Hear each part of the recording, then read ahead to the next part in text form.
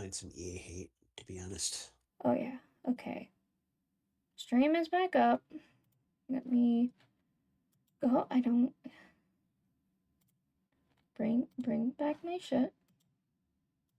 No, do not play this video. Just let it load. No, stop. You stop. No, you stop.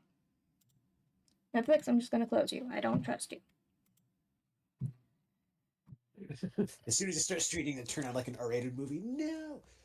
No, it was. I just don't trust it to not make noise. Like, just sometimes it'll just be like, I'm just gonna start playing what you were watching for some reason. Thanks. I didn't want you to do that. So I'm trying to look up, like, if other people have had issues with it. Probably. Um.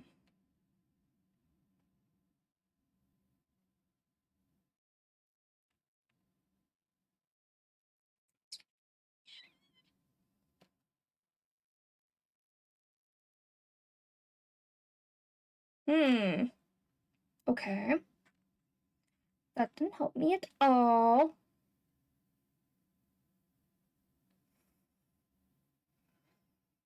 Hmm.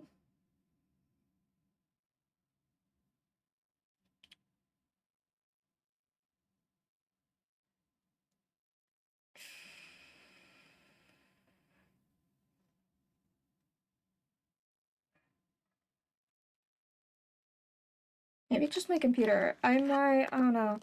The problem is I've been super lazy with actually ever since we started playing the first Danganronpa game. Uh with trying to upload my streams onto YouTube.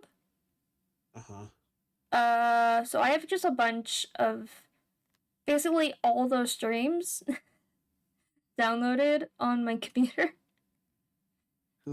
And that's a lot. That's So you that's think that's what's causing your issues? maybe. That's the only thing I could think of. Because I know I'm like getting near where I'm like, I have too much shit on my computer. My computer's like, you can't play anything or download anything because you got too much stuff on your computer. So I need to do that. But I'm lazy and it takes time.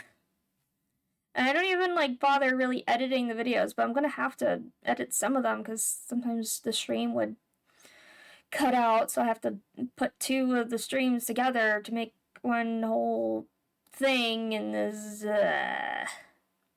it's pain in the butt. I don't really like. I don't want to do it. I'm busy. I got things to do. Cons to go to and people to see and Yeah. dealers' rooms to go and read To and do spend the too whole much reading money at. process. Spend too much time working on cosplays and stuff and still not getting them finished before the con. Yay! So fun. First world Sure. problems.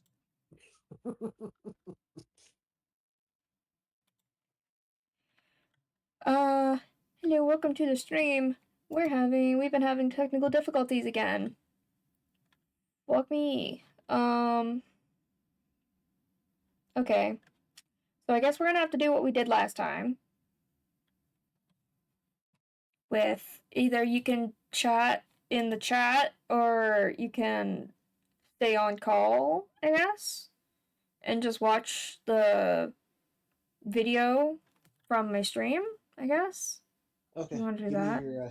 I'll Okay. watch from the stream thing, I guess. What is Okay. your stream? There What will is be a your? slight delay in what you see and what I see. I don't know how much of a delay. It's like a couple seconds, so that'll be a little annoying. It's fine. But It's not like it's a CS:GO. No one's gonna like stream snipe you. The computer isn't gonna be like, I know their strategy. yeah, So totally. okay, Um, so it might be just like I'm reading something that hasn't shown up on your thing yet, from what okay, you're yeah. I'm seeing. I'm a patient person. Okay. Okay, all right. I'll see you on the other side, I guess. Okay. What is this? Go away thing. Okay. So we're gonna do that. That sucks a lot. I don't like it. Discord, stop being stupid. I am so. La, la, la, la, la, la. I don't know why that's so funny to me. Anyway, so good old Scott is in the chat. Ineffable Aeon? I don't even know how to pronounce your username. I don't know. These are things I don't really know. Okay. Anyway. Right. Video game.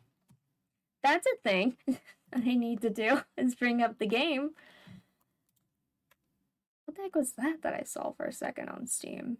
It was like a VR game called something about trans people or something. I don't know. That was very weird. I don't know what that was about. Okay, go away thing, and then let me bring up the game. Here we go. Okay. How does that look? That looks decent. I need to put more effort into my streams. But I don't! Because I'm a really lazy and bad streamer. I'm not good at streaming. Oh man, my stream says I got 4 people right now. Hello, 4 people. I don't know what I'm doing. Is it really say I have 4 people? I don't know. Maybe I don't. Because then it's like, okay, I have my stream up on my Chrome just so I can check it out. And then I got Scott, and I got Harvey. Your name's Harvey now. Your name's Harvey. So I don't know who this 4th person is, mystery person. And also in Steam Labs it says I only have 2 viewers, so I don't know what this means. This doesn't make sense. The math isn't mathing. Math don't make no sense. Anyway. Bring this back up. It does viewer by IP address. Okay. So what does that mean? Is somebody watching on 2 different IP addresses? Which one of you is doing it? Huh, which one of you? It's not me! So 2 different devices from the same location would be 2, but same person with 2 tabs open wouldn't be 2. But I don't have it up on my phone. It's just on my computer.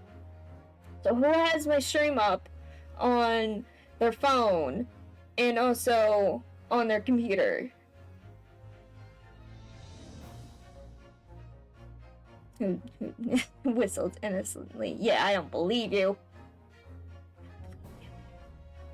You're just doing some shit. I don't know what yet. But maybe I'll figure it out because I'm a great detective. Anyway, let's continue. Last time, our great detective Herlock Sholmes, mistakenly he grabbed what did he pick up? He picked up something else. It wasn't a violin. I don't remember what it was. Not a cello? No, cellos are bigger than that. I don't remember what he picked up. Some kind of string instrument that was a bit bigger than a violin. And then we had to go back to this store, which is very weird. Like, I still don't really understand how the system works with this. Like, this pawn shop thing, I don't really get it. It's very weird. It's basically kind of like storing your items, and then I guess it's like a storage, like a storage place, whatever. You get a big little garage thing, and you put all your stuff in there. Yeah. But I was thinking it's kind of like a storage thing, because then if you don't pay your storage fees, yeah. But if you don't pay your fees for your items to be stored, then... But you also, I think you get money? I don't really know how it works. But yeah, like after a certain amount of time when you have like a storage box or whatever, if you don't pay your fees, the person who has the storage box, like, set up stuff can then legally sell the shit that's in the storage box. Or whatever. You know, Storage Wars. You ever seen Storage Wars? Yeah. Yes, you don't pay up within a certain time frame, then you lose your item. Sold to pay the fee to hold it that you now owe. Yes. Yeah. Basically.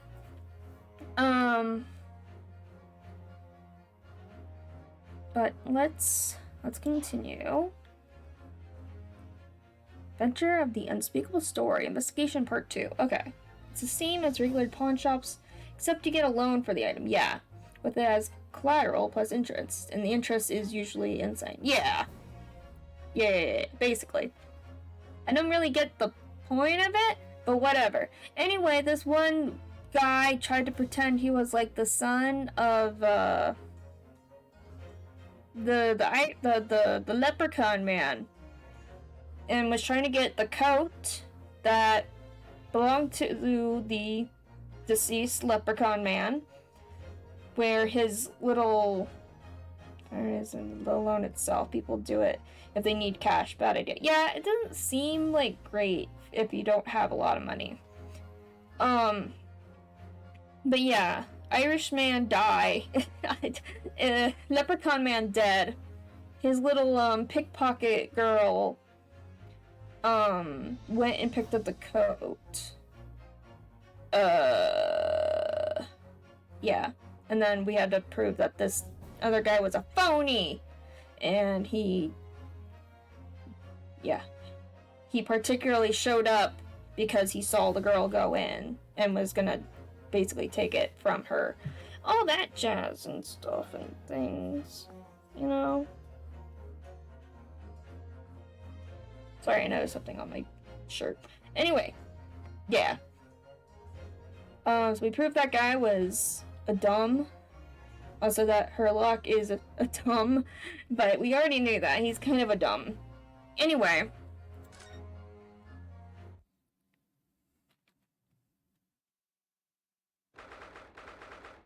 Okay, the 15th of April, Baker Street. Okay.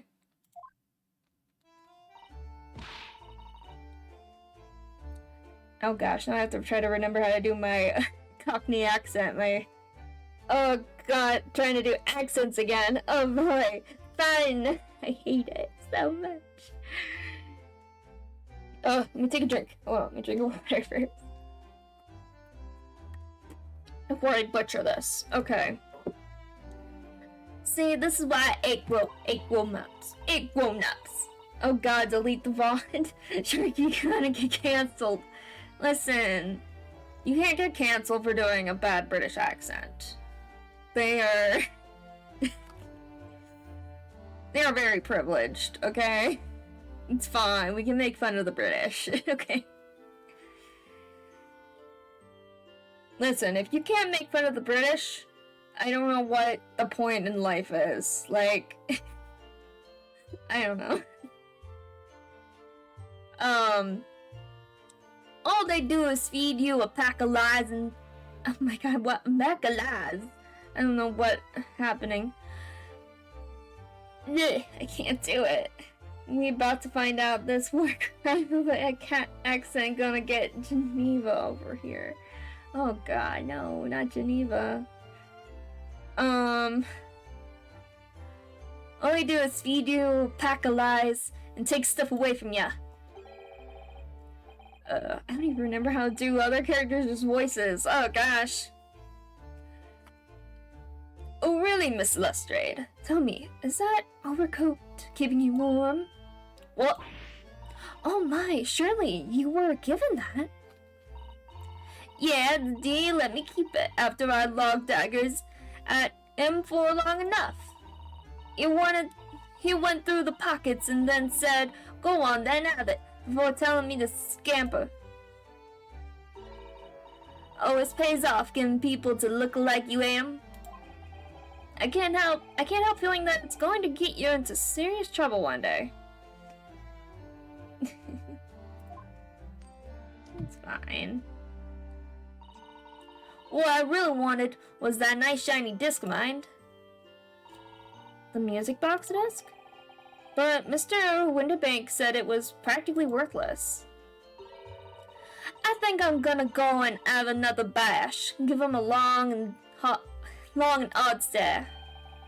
I think not, Mr. Lestrade. We shan't enter Winterbanks again today. Why not? That's not fair. It can't be helped, I'm afraid. The police are investigating the scene now and taking a statement from Mr. Winterbank. Right, yeah, police are here. But that disc's mine. I had the ticket for this coat and it was in this coat's pocket. And there should be something else and all. That's what the Rotten Cove said, ain't it? Yes, he did mention something about another article, didn't he? Well then, that's mine too. Whatever it is. Whatever it is. Now she's really pushing her luck. Miss Lestrade, I think it's time to admit defeat. You've had your half for the day. Yeah, and it's all your fault, Sholmes. So what are your plans now? Will you dine with us this evening? Ours would be delighted to cook, I'm sure, and I might entertain you with a modest violin recital. Yeah, now that he has his violin back. Come on, free food, lady. Nata. Oh. Why would I come around your place, eh? Have you lost your head or something? Nope, something. Okay, bye. Oh dear, she's gone. Having revealed on me quite unnecessarily, I might add. I can't help wondering if perhaps she might turn up anyway. Interesting. When she's had a chance to calm down, I think there's a good chance she'll decide to come. Very well then. I'll inform Myers to set a place for our potential guests at the dinner table this evening. And one more thing. I should be glad of your company later too. Sorry? Yeah, we moved in with Sholmes. That's right. We live, upstairs in the same, building as him. That's fun. I believe I will have a rather splendid surprise to show you. Oh, how exciting! What is it? You shall have to wait and see, Mrs. Otto. Until later, then. Okay.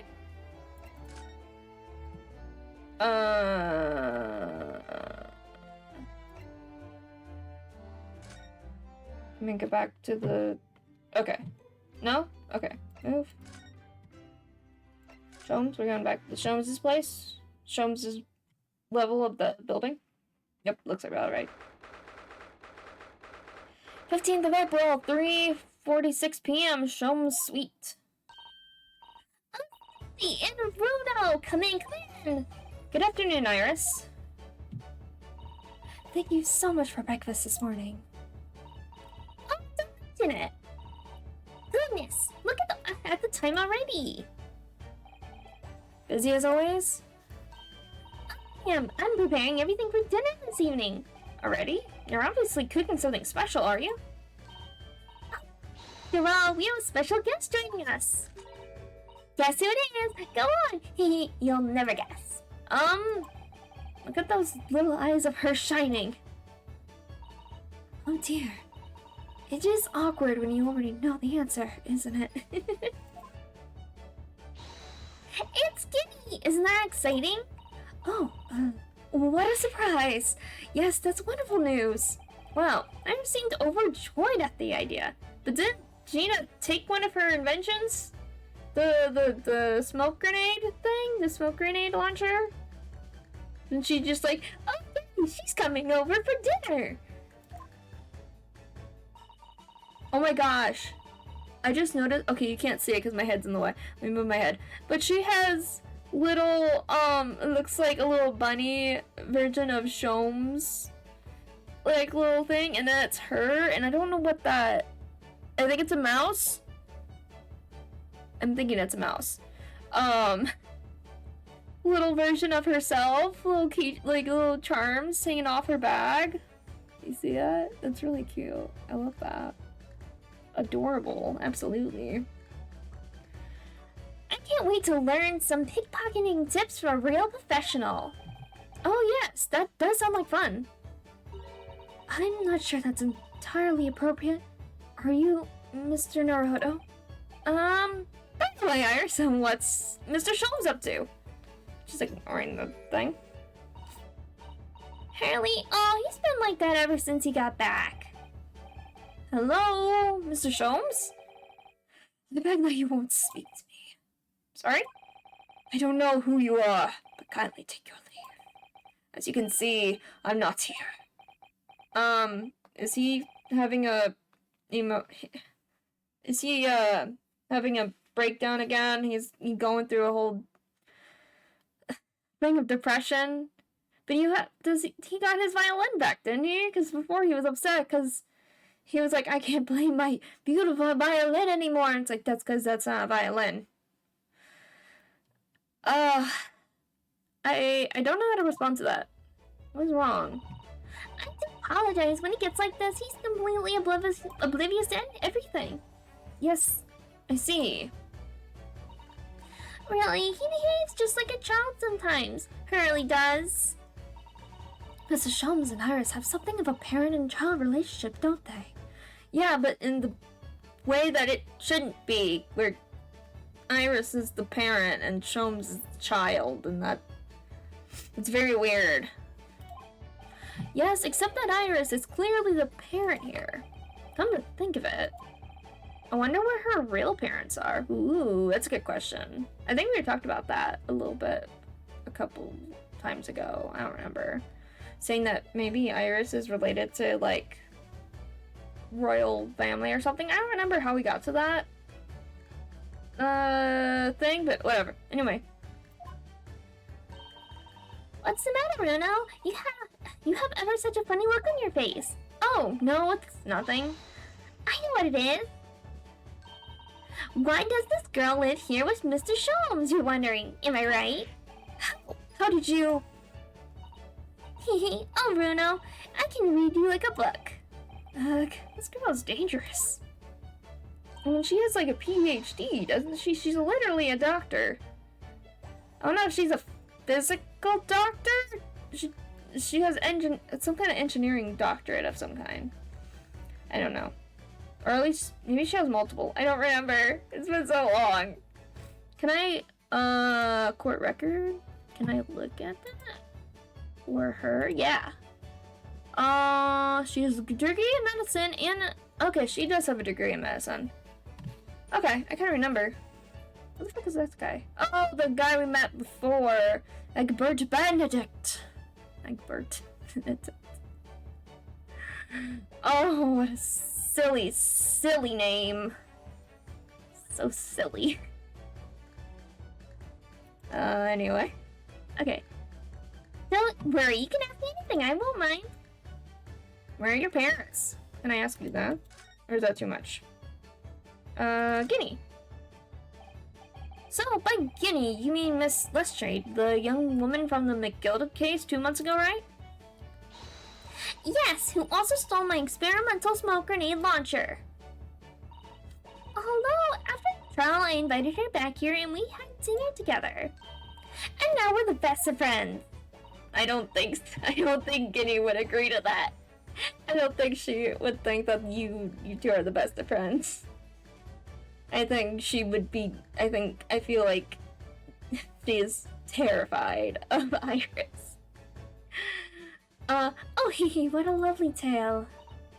Yes, now if I bump into her on the street, she runs away as fast as she can God. Yeah, no, she's terrified of Iris. Oh gosh, she's terrified. That poor girl. Oh. And I chased after her down the back alleys. Interesting idea of friendship. And then I let her have the latest color of smoke grenade I've developed. Oh. There are so many beautiful colors in the world. Ginny wants me to make a whole rainbow. Yes. I suppose this means you've let Miss Lestrade keep the smoke grenade launcher, have you? Yes, that's right. I'd get bored of it anyway. Hurley always reacts the same way when I shoot him with it now. Poor Hurley. Oh, I can't wait for Ginny to arrive. It's been too long since she last came over. I'm so excited. I just hope she does actually come. Okay, living with Sholmes. That's a good question. I'm sure you've been wondering why it is that I live here with Hurley, haven't you? Well, it has crossed my mind and where are your real parents? Oh, serious pose. Whoa. Why does she look so serious? She's actually kind of scaring me right now. She's kind of scary. Like, I'm an orphan, right? But like, she's like staring into my soul. Like, I don't know. That look is just... She's staring straight, like, face right to the camera. And it's very unnerving. 50-yard stare. The 50-yard stare, yeah. My mommy and daddy aren't with me anymore. With you? See, it doesn't sound like they're dead when she says it like that. With you. Oh, no, okay. Oh, well, her mom at least. Mommy passed away when I was born. And around the same time, my father, well, he had to go to a faraway land because of one of the cases he and Hurley were working on. Oh. Wait a minute. Did you say he and Hurley? Yes. Daddy and Hurley were always solving mysteries cases together. Oh! Her father is supposed to be, I bet, is like the original Dr. Wilson, right? Or Watson, Dr. Watson. Yeah, Watson. I was thinking of House. Sorry, Wilson, who also is sort of the same role. Which I'm pretty sure actually Wilson's character is based off of, like, Watson. Anyway. Yeah, so her father is, you know, Dr. Watson. And then, so she's also Dr. Watson, but I think her father was originally Dr. Watson, who traveled with Herlock. That's cool. I like that. It's cool. Yes, Danny and Hurley were always solving mysterious cases together. She didn't mention that before. Oh, case? He wrote them all in his diaries. That's what's in the middle chest over there. Really? He recorded them all? So, you mean it's true, Mr. Sholmes really did have a partner with whom he tackled some of his most taxing cases? Oh yes, I mean, it's always nice to have one, isn't it? So Mr. Sholmes' partner was your father?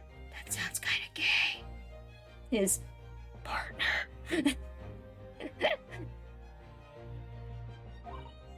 Exactly!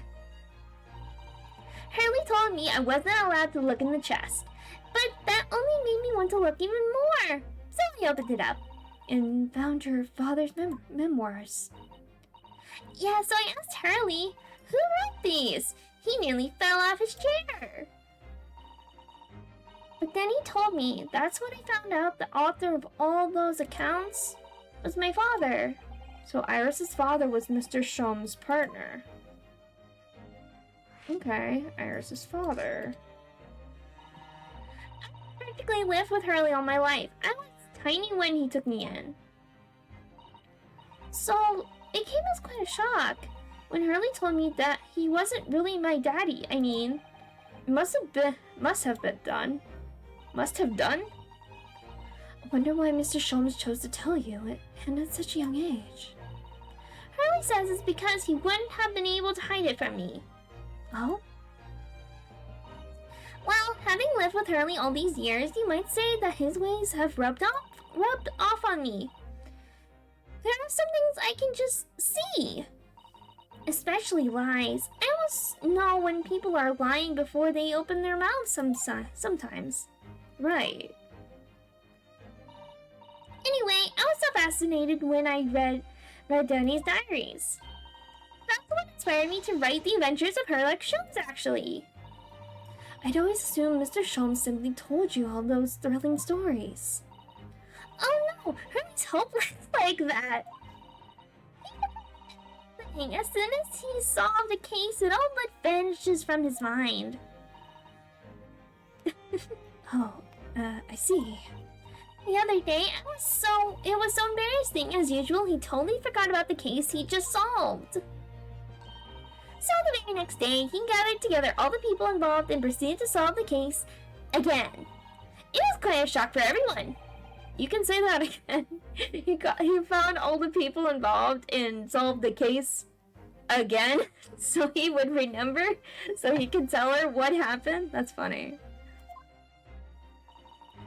You share your father's surname, don't you, Iris? That's right, Wilson. Oh, that's actually really funny. So her name is Wilson, and that's in the TV show House. There's Dr. Wilson, who is also sort of based off of Dr. Watson and, Sherlock Holmes, with House being Sherlock Holmes. So that's really funny. She said all these years, when did she become an orphan? Yeah, I guess it doesn't necessarily mean that her father's dead? We don't know, I guess. But she, I guess, technically is an orphan. So it must have been when she was really young, like when she was like a baby. I don't know, man. How many cases did they solve right before she was like old enough to remember things? That's kind of crazy. How could she remember that? Yeah, I don't know. Well, she doesn't remember her father, because she thought that Herlock was her father, but then he told her that he is not, because she thought that he was. I wonder if there are more steampunk things going on. Maybe. That'd be interesting if there is more, like, kind of the sci-fi aspect with the steampunk stuff, and it's just not more aesthetic-y or more, having to do with, simple tech stuff. Like the camera thing that Sherlock used. Herlock. I keep saying Sherlock. Herlock. And the smoke grenade cannon, or launcher, or whatever. Things that are definitely advanced for this time, but they're not like world-ending machines. They're not. Hopefully, they aren't trying to make nukes in whatever century, 18th century, I don't know, or early 19th century time that this is. I don't know what time this is. Fix my chair. Scooch closer. Okay. John H. Wilson.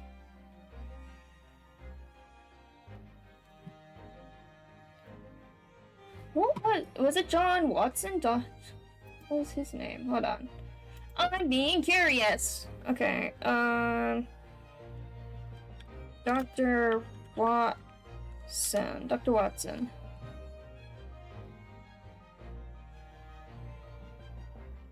Yeah, okay, John H. Yeah, John H. Watson. So it's the same, it's just Wilson. That's interesting. Interesting, eh? Okay. I learned from his diaries that he's a doctor of medicine, you see? That's what prompted me to study and study so that I could earn a doctorate as well. Iris's father, who went to some distant land, and is a doctor by the name of John H. Wilson. John H. Wilson. Cortwanel here, child of Runesuke Naruhodo. Kindly stay before the court and the name of the victim in this case. Wait!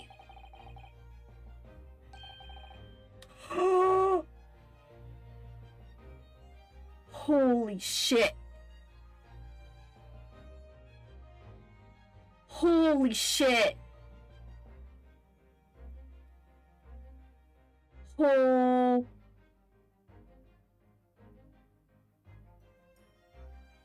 Oh my god. Oh my god. What? So he was alive until... Oh my god. I'm in shock right now. Holy shit. Oh my...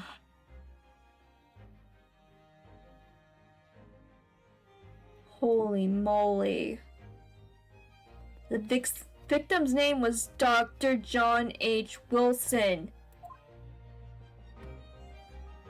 Oh my god. That's right, visiting professor of medicine at Imperial University. Oh my god, I remember they did say he was a visiting professor. And the man who, in the most bizarre circumstances, lost his life just before we left Japan. What? Miss Sasato. Yes. Perhaps we shouldn't pursue this conversation any further at this time. I think that would be for the best. Holy moly. Oh, okay, he's back. He's good. His mood's back up. But oh, they just dropped a bombshell. I totally forgot. Oh my god. That's crazy. That's insane. Okay. Oh, okay, I need another drink of water after that. Holy moly.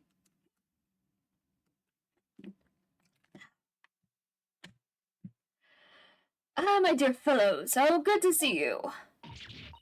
Eek, Mr. Sholmes. Why ever did you not make your presence known to me before? Well, no matter now. So, how the devil are you? We've been with you for most of the day. Goodness, really? Do tell me, Mr. Sholmes, is your violin unscathed? My violin? Whatever are you talking about, dear madam? Oh, never mind that now. I have something far more interesting to show you. Behold, my dear fellows. Oh, another music box disc. No, not another disc, Miss Sasato. This is the one Gregson demanded we hand over as evidence, Mr. McGilded's disc. Oh my. Then, what you stole? Is Holmes dissociative split personality? Maybe. Who knows? That would be kind of crazy. If it was like a Dr. Jekyll and Mr. Hyde sort of situation, that would be crazy. It is so odd. That would be quite an interesting thing to throw into here. Yeah, Jekyll and Mr. Hyde, yeah. We'll have to see. This is the first time we've seen him, like, suddenly switch things. Now he doesn't remember anything about his violin. I don't know if he's just pretending, or if he really doesn't remember. Weird. Then what's it doing here? Yeah, he has this disc. How do you get the disc? You know at times, Mr. Naruhodo. I think though I have an undeniable turn for deduction. I may well be even more adept at larceny. That's not a good thing. That's not. That'd be wonderfully exciting. I'd be your pickpocketing assistant. No, Iris. I'll become a pickpocket. You are a doctor. You have a doctorate. Do not become a pickpocket, please. And Runa could be our go-to one. No, don't put me into this. Yeah, we don't need another pickpocket here. We don't need one. We already have Gina. Oh my god. Oh my god. Right. Susie has such beautiful handwriting. She can write all our medicine.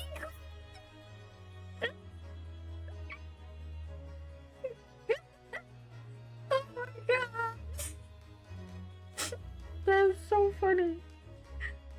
Oh, that's really funny. No! Don't take your turn! Take it! Susanna, no! This is a job! Yes, I'd be delighted. No, Susanna, stop, please! Don't do it! Oh my god, okay. I'm just going to pretend this conversation never happened. I think. Oh my god. Okay. What do you gotta tell me the music tactics. Why do you have that? I don't understand. How did that disc come to be in your possession? I thought Inspector Gregson took it back to Scotland Yard. Quite correct.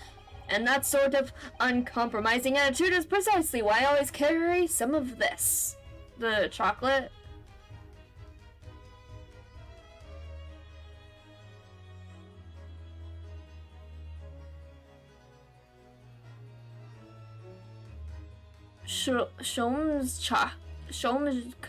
It is Shomes. Yeah, that's what it says. Shomes caramel. Cause there's that's like his face there, like a profile.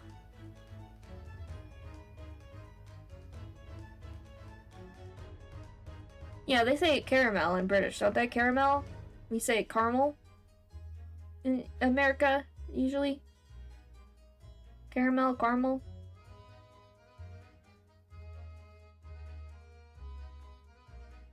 Anyway, I don't know. That's a bar of caramel, Mr. Shums? Your one and only friend in times of loneliness, if I'm not mistaken. If you will humor me, my dear fellows, cast your minds back to when the good detective confiscated the disc. I'll be taking that whatever it is of McGilded's down to the yard, thank you very much. So hand it over. Oh yes, of course. If the police demand something as evidence, my dear fellow, we have no choice but to capitulate. It's all yours, Inspector. For the briefest of moments, I had the disc in my hand, did I not? Yes, you did, but I still don't understand. There's a bug in my room. It was at precisely that moment that I summoned my one and only friend into action. I pressed the disc into a pair of bars like this. That's amazing. The disc and all the minuscule protrusions have made an image in the caramel. In the caramel? Yeah, caramel. Indeed, this caramel is quite exceptional. I developed it myself, you know. Suitably soft for making impressions, but resilient and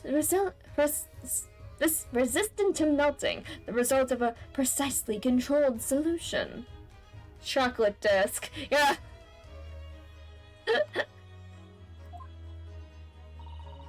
How extraordinary. Carrying a pet of these on one's person frequently proves very useful indeed. Take house key, for example. A simple press in its unique form is duplicated. I can enter anyone's property at will and never without high sucrose nourishment. Oh gosh, now he's thinking he's gonna break into houses. No, you're making a bad example. Listen, I know you're not her father, but like, don't be setting a bad example for Iris. Yes, it sounds illegal. From the image I was able to create this, I confess I was most curious to know what manner of music would issue from the disc when played. Okay. Can we hear it? I'm gonna listen to it. Do tell us then, Mr. Sholmes. What music does the disc play? Well, unfortunately, I have no idea. No idea. None whatsoever. Are you familiar with the workings of a music box, my dear fellows? No, I'm afraid not. Thanks. You don't know, Rona? Yeah, okay, so it's one of these ones, yeah, with the little pegs. Inside a music box, there's a special metal piece called a comb. That's what produces the sound. Small protrusions plug the different teeth of the comb as they rotate past it, making the different notes. The first music boxes to be invented used a rotating cylinder with protuberances on it. Protuberances. That's an interesting word. Protuberances. But over time, a new type of player was produced, which uses discs such as these. With that development of the popularity of music boxes spread far and wide all across the globe. Why exactly? Because the discs are easy to produce and can be interchanged to facilitate the playing of different tunes. There are a great many firms in Europe now manufacturing music boxes as a result. It is wonderful to be able to enjoy music even when no performer is present. But it is the very success of the image that means we are now presented with an insurmountable problem. What do you mean? As you may imagine, the construction of one firm's music box does not match that of another, and we have no way of knowing in which music box this particular disc was designed to be played. There is no resolution to this problem, I'm afraid. It's quite intractable. Ah, I see. So that's why... Naturally, I tested the discs in those few music boxes I have at my disposal.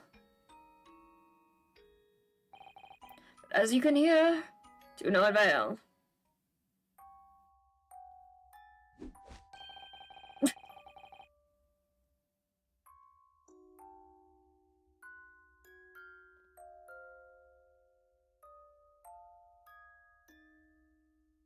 Very eerie.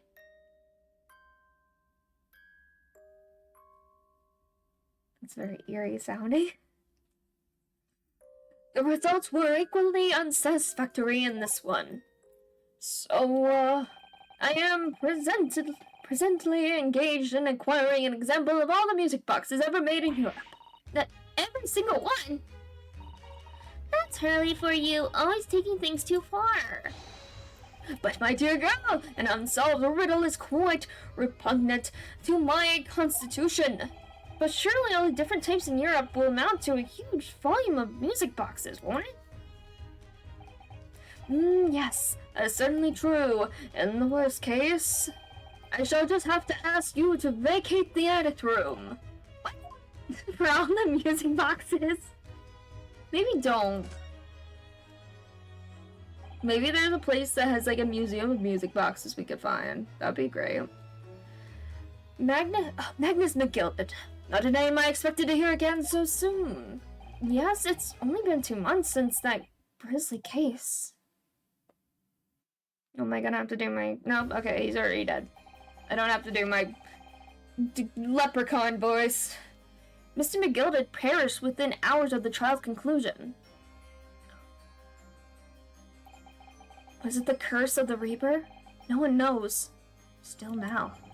The omnibus was reduced to a pile of ash. A shred of evidence remained.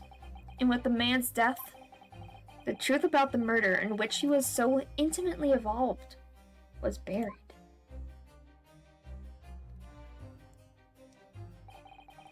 Even though we successfully established Mr. McGilded's innocence in the trial, the newspapers are still claiming that it remains an unsolved case. That's true, the whole scene of the crime is gone now. The murder of the brickmaker, Mr. Thrice-Fired Mason.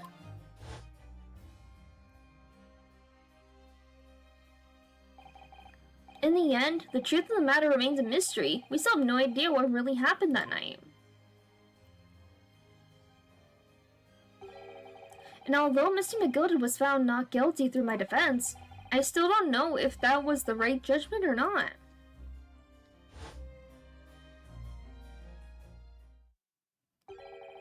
It would appear the case is not yet closed. Yeah, that's for sure. Well, it's time to start getting things ready for dinner, I think. Guinea will be here before long. Thank you, Iris. Oh, well, you must let me help you then. Susie, there's plenty to do. I think I shall investigate the condition of my faithful performing partner. Now then, where did I leave it? Let this be a lesson to you, Mr. Sholmes. Never leave anything too precious with the pawnbroker. Yes, you may be right. Oh, that reminds me of something Mr. Windibank said before. He said that he had a manuscript of Iris's in pawn, didn't he? Did he? Yes, he definitely mentioned it. Mr. Sholmes' latest tale of otherworldly mystery lies dormant in my storeroom, were his words, I believe. So you heard about that, did you? I expect you were as incensed as I was. Oh yes, the idea of such a wonderful story languishing in Mr. Windibank's storeroom gathering dust. My dear madame, I'm quite sure I told you already. The pawnbroker's storeroom is the safest place for it, more secure than a bank's vault. And what about your Stradivarius with Parley? Was that safe and secure? Well, there may be the occasional mix-up caused by a certain impetuous someone not too far from me now. Yeah, him grabbing a different instrument than his violin. It was not even a violin. Very silly indeed. Ugh. Oh, putting a jacket on. Wow.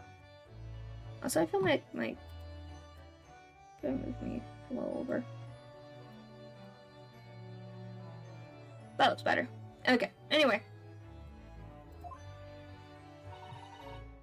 Do you have any idea how long it took for me to write that Bakerville story, Harley?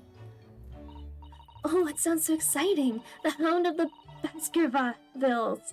I should love to read it. Oh?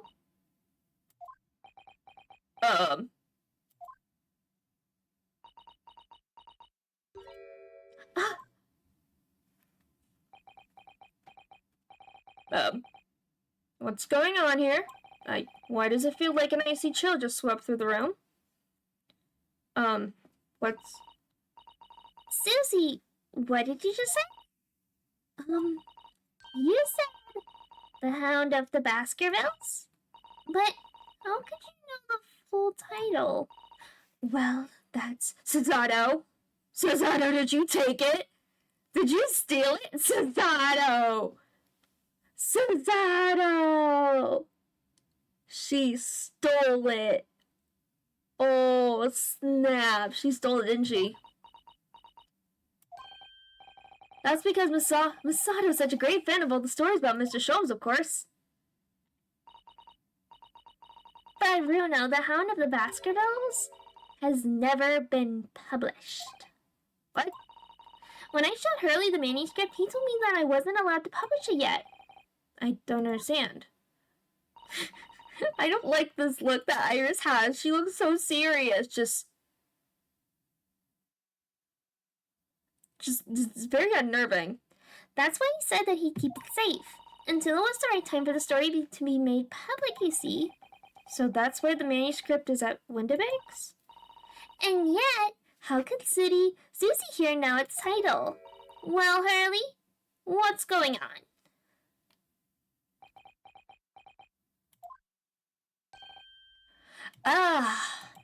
What is it, Mr. Sholmes? It would appear our guest has arrived. Okay, yep, we're not gonna talk about that. Miss Lestrade. This was a bad idea. I knew I weren't welcome. I'm going. Wait, come back. No, wait, Miss Lestrade. Come back. We've all been eagerly waiting your arrival. Haven't we, Iris? Yeah? Yay. I think Iris is upset right now. Oh, okay, no, she's back on. Oh, just like that, Danny. We'll have everything ready in a jiffy. Come on, Susie. Right, of course. It's a pleasure to see you here, Miss Lestrade. Please, make yourself at home. Don't stand in the doorway, my dear girl. Come along in. What say you to some...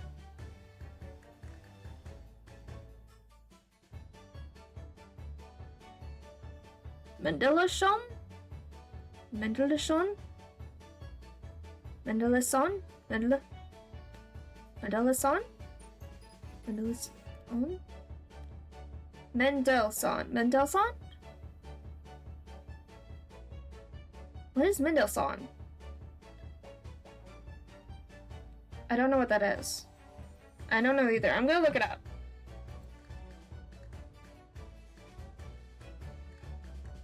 Mendel.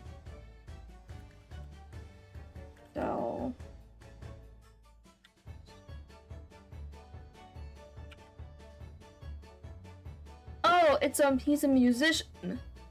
He's a composer. He's a German composer and pianist. Felix Mendelssohn. Maybe I can see how to pronounce it correctly.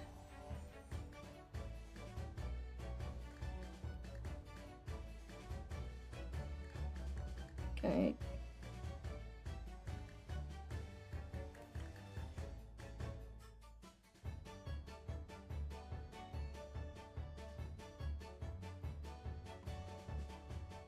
My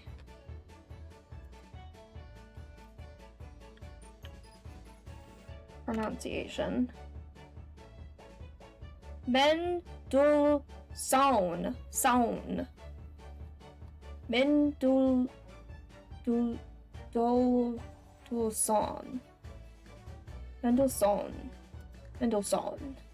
Mendelssohn. Interesting. Okay.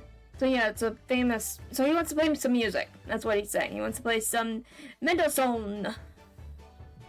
I'll take no for an answer. Mendelssohn it is, but...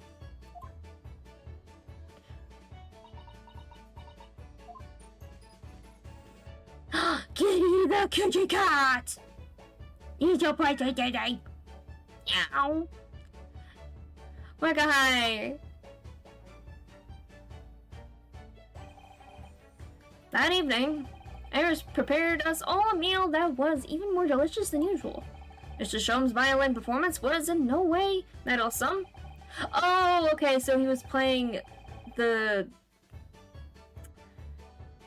songs by that composer on his violin. Okay, I understand. And Gina, as we all came to call her, taught us all how to steal things from one another without being noticed. Why? Everyone thoroughly enjoyed themselves well into the night. And Gina told us how to steal things. Like, wait a minute. Okay. April 15th. I keep saying it. 15th of April. 9:34 p.m. Naruhodo's legal consultancy. That was a very enjoyable evening, wasn't it?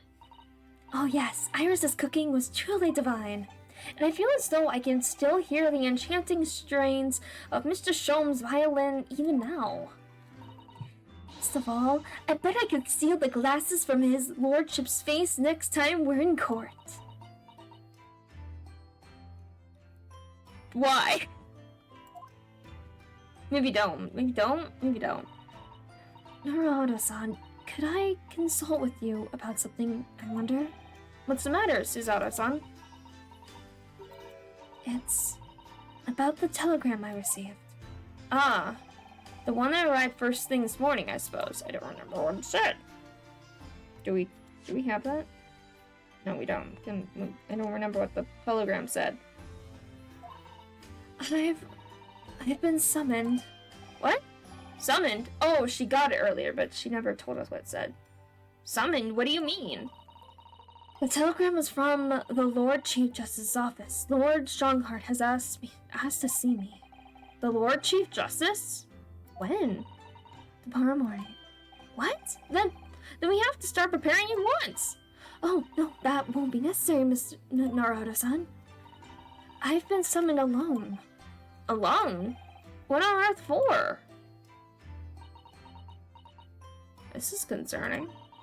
I have no idea. I suppose I shall find out tomorrow. What's all this about?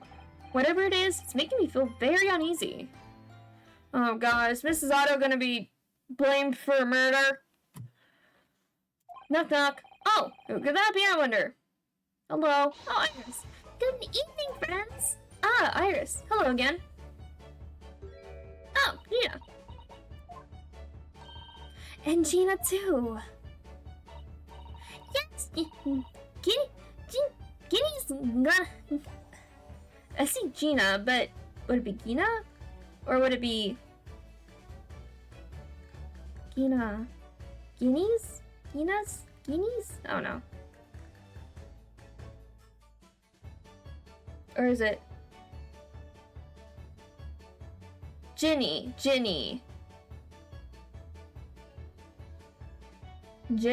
Oh, okay, Ginny.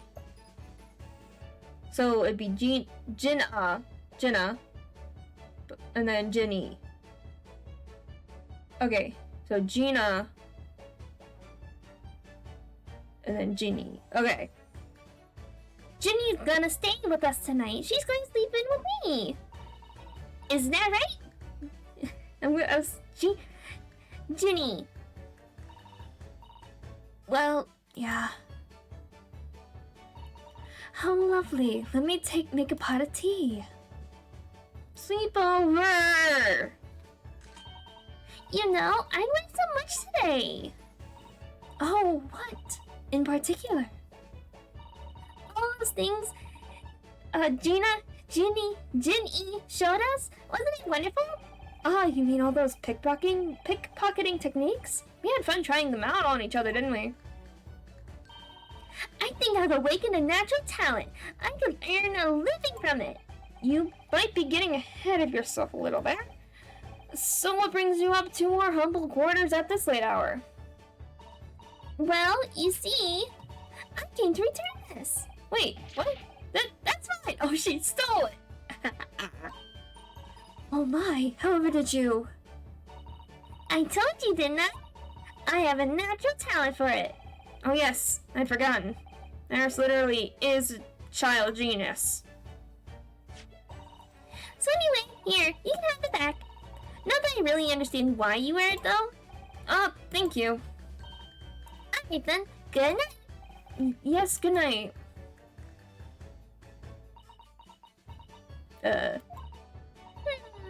So this is your office, is it?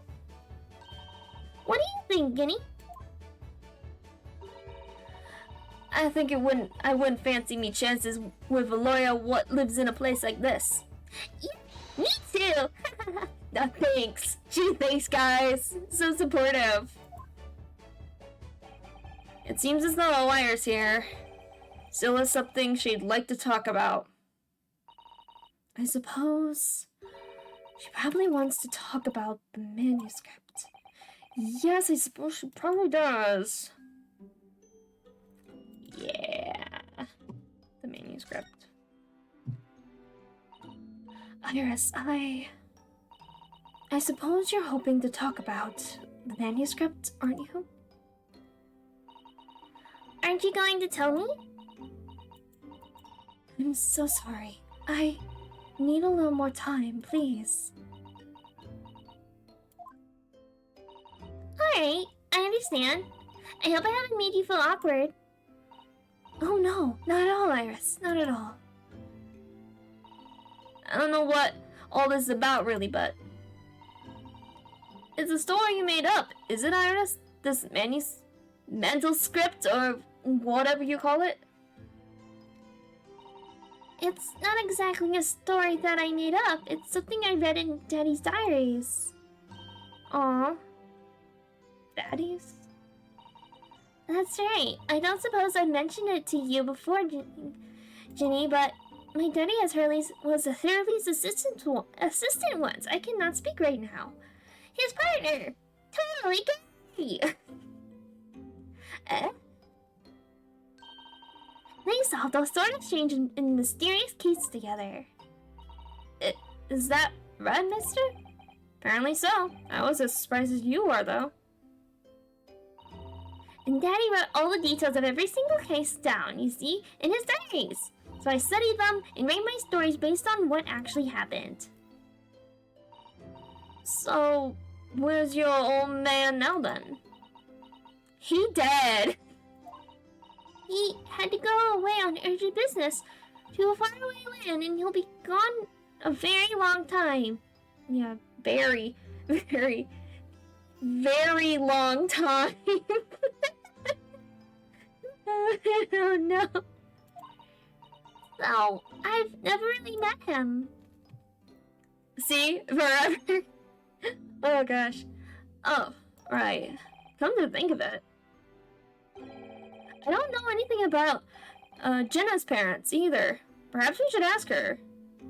Okay, well, let's keep talking to Iris. Iris, this Hound of the Baskervilles story. I take it that it's another tale inspired by your father's accounts? That's right. I thought it was fascinating. I can speak. But it's different somehow. From the other cases, I mean. Oh? How? I don't really know, but it must be special in some way, because after I'd written it, I showed the manuscript to Hurley. He turned as white as a sheet. It was the first time I've ever seen him like that. Interesting. It pains me to have to say this after you've toiled over it for so long, Iris, but this story must not be published at this time, under any circumstances. But why not? It's one of my best works. I'm not at liberty to say. Not now. So please, do not ask me. Okay. So I wonder if it's relating to something that's still going on?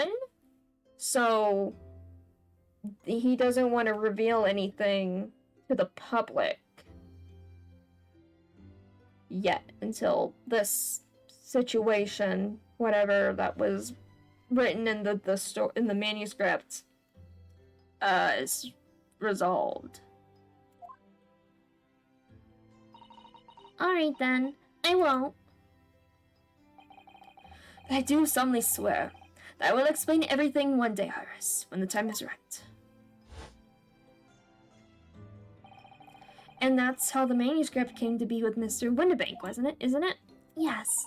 Hurley said it had to be somewhere very safe. That really gets my goat, that does. It's treating you like a child. It's mean. That's what it is. Keeping secrets like that. I'm sure Mr. Sholmes isn't trying to be mean. If he said he wasn't at liberty to talk about it, I'm sure there must be a very good reason. Suzato-san's she stole it, and so she's reading it. And she hasn't finished it yet. She hasn't finished reading it yet, which is why she doesn't want to talk about it yet with Iris. Because she's not done reading it yet. I think so too. Tisk, you lot are too trusting for your own good. But you can't pull the wool over my eyes. Sholmes is lying to Iris. I bet my life on it. What?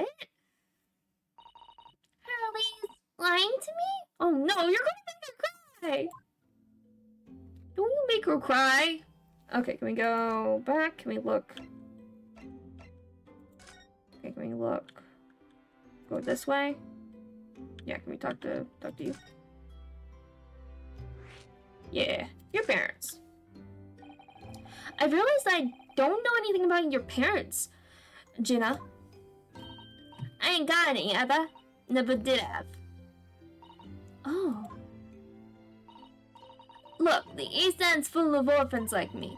No one wants nothing to do with us. From the minute we're born, not even our mums.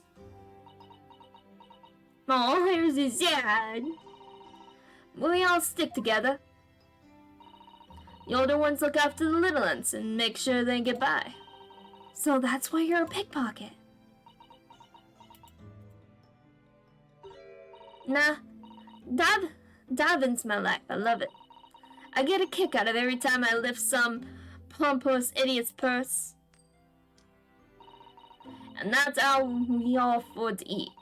I'm like Robin Hood, ain't it? You know? That's how I see it. Oh, Gina. I do think about it sometimes. What it'd be like to have parents, I mean. I always thought I'd make everything right. But I haven't listened to what Iris just said. It sounds like having parents ain't always easy either. Oh. I mean, if you know you never had them, you don't feel like you're always wanting to meet them. It's true. Aw, I do want to see Daddy so much. Yeah, oh no, no, sad. Iris. Oh God. Oh God.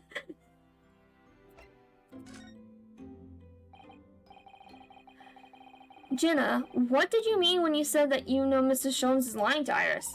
Well, I reckon he popped that manuscript or whatever, right? But come on, that's obviously a load of rubbish. Oh my, why would you think that, Gina? Jenna? Oh, I better drink water. It's simple. If that story was really an old Winterbank storeroom, there's no way someone from out of way around the world, in other words, you, couldn't know about it. Ah! Except Cesaro stole it! Sorry, Iris, but if you ask me, he sold it. Without telling you. But Harley would never do something like that. I'm sure of it. Ha! Grown-ups do a lot worse than that, believe me. Bare-faced liars, a lot of them. You just ain't realized it yet. No, Zed, why do you do this? I'm telling you that manuscript ain't at Winterbanks. You'd soon seen it if you had a look. Even if you think you can trust him, I don't. That Sholmes is a liar like the rest of them. If I'm honest, I have wondered if Hurley's telling me the truth sometimes. See? Oh, but I didn't mean that I think he sold it. I mean, I sometimes wonder if he might have hidden my manuscript somewhere. Somewhere I don't know. Even though it's wrong of me to doubt him. Don't be too hard on yourself, Iris.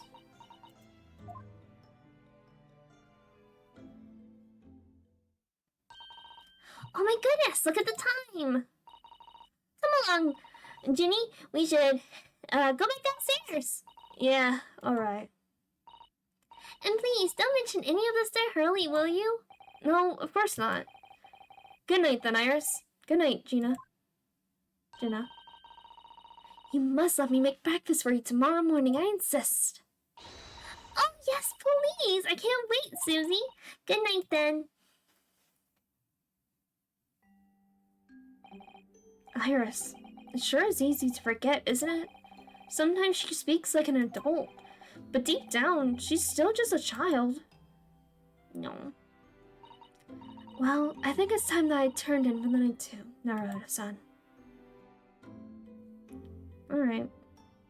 Bedtime. Dr. John H. Wilson, Iris' father, but also the name of the murdered visiting professor at Mia University. It can't be a mere coincidence. There's something deeper going on. Man, that is crazy.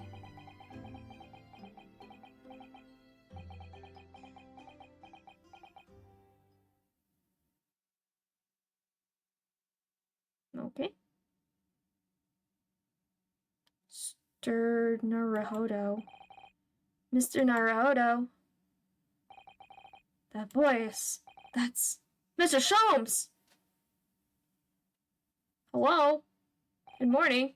What's going on? It's the middle of the night. It's Miss Lestrade. She's gone. Gina? Jenna? She was supposed to be sleeping in Iris's room, but her bed is empty. Well, she's an independent young woman. She probably decided to go home, no? I think not. From speaking to her before she retired, I gave the distinct impression that she was looking forward to breakfasting with Mrs. Otto. Oh, I don't believe the girl has gone home. But I've been waiting for over an hour now. Over an hour? Oh. If you'll indulge me, look out the window. Wait, is she outside? What's this about? Ooh. What's going on?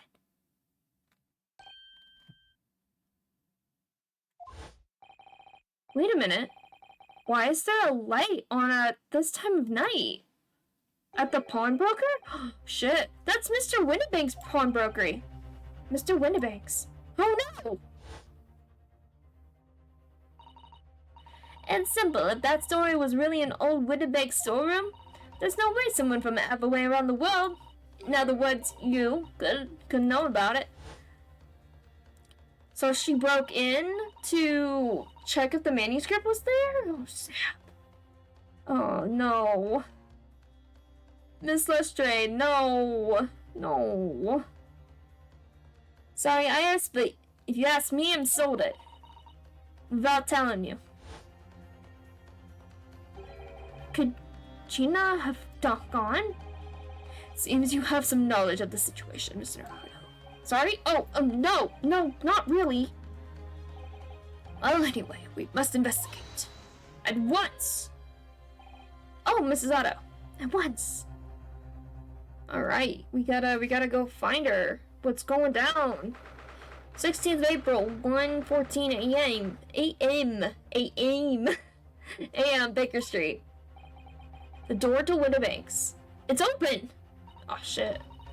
And the lamp is burning. Okay, I do remember, back when we were in the store before, there was a mention that there is a camera sort of set up in Winnebank's. I don't know, I don't remember exactly how it worked. I don't remember that. But I do remember there was like some kind of weird automated camera thing because he was complaining to, Sholmes that the film and everything was really expensive.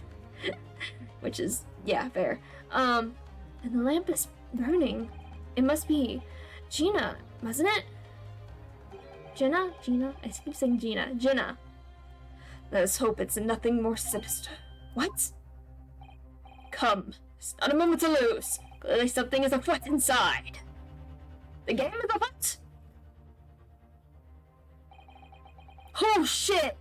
Oh, there's blood! Oh shit! Oh no!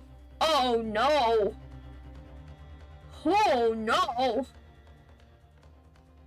Oh shit, is that a bullet?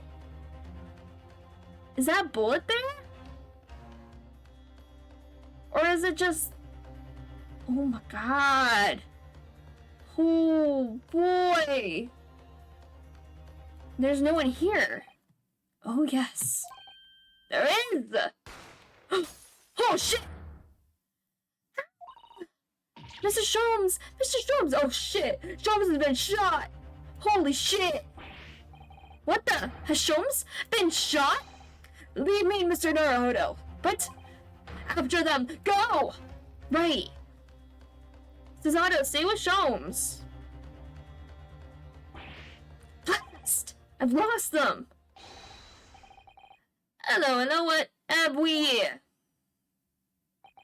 Bobby. The alarm was just raised from this pawnbroker, sir. Would you know something about that? Officer, come with me! It's my friend, Mr. Sholmes! He's been shot! Shot? With the policeman close behind me, I ran back to Windibanks. Oh man, is Mr. Windibank dead? Oh, cutscene.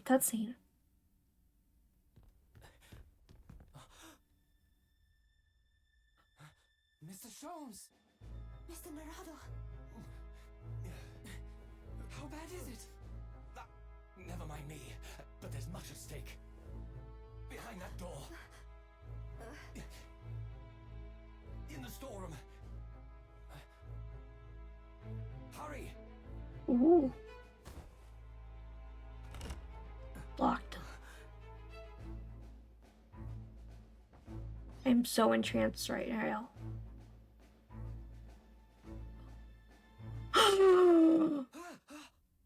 Oh, he's dead. He's dead.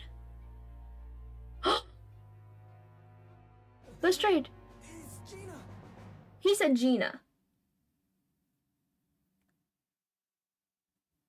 Gina. Okay, to be continued. But holy shit, I was just distracted. Like, he said Gina. That's how he said it. Gina. So Jenny, Gina. I don't know. Whatever. Anyway. Holy shit, though. Murder. Bang. Ah. You're right, Mr. Naruhodo. Good riddance, Eggman. After them, go. That wasn't even Eggman. Eggman was the Benedict dude. And that door in the back. Hurry. Oh no. Mr. Wind. And she has a gun in her hand. Oh no, they're trying to blame her for the murder. No. No, they're trying to frame her? That's bull. Nah, that's bull. That's a bunch of bullshit. Trying to frame her? How dare they? She may be a pickpocket and a thief and a lot of other things, but I don't think she's a murderer. From that moment, Windibank's pawnbrokery became a crime scene. Everything that followed happened in a whirlwind of activity. The arrival of the police, the preliminary investigation of the scene and the questioning. It was just before dawn before I was allowed back to my lodgings at 221B. 221 Baker Street.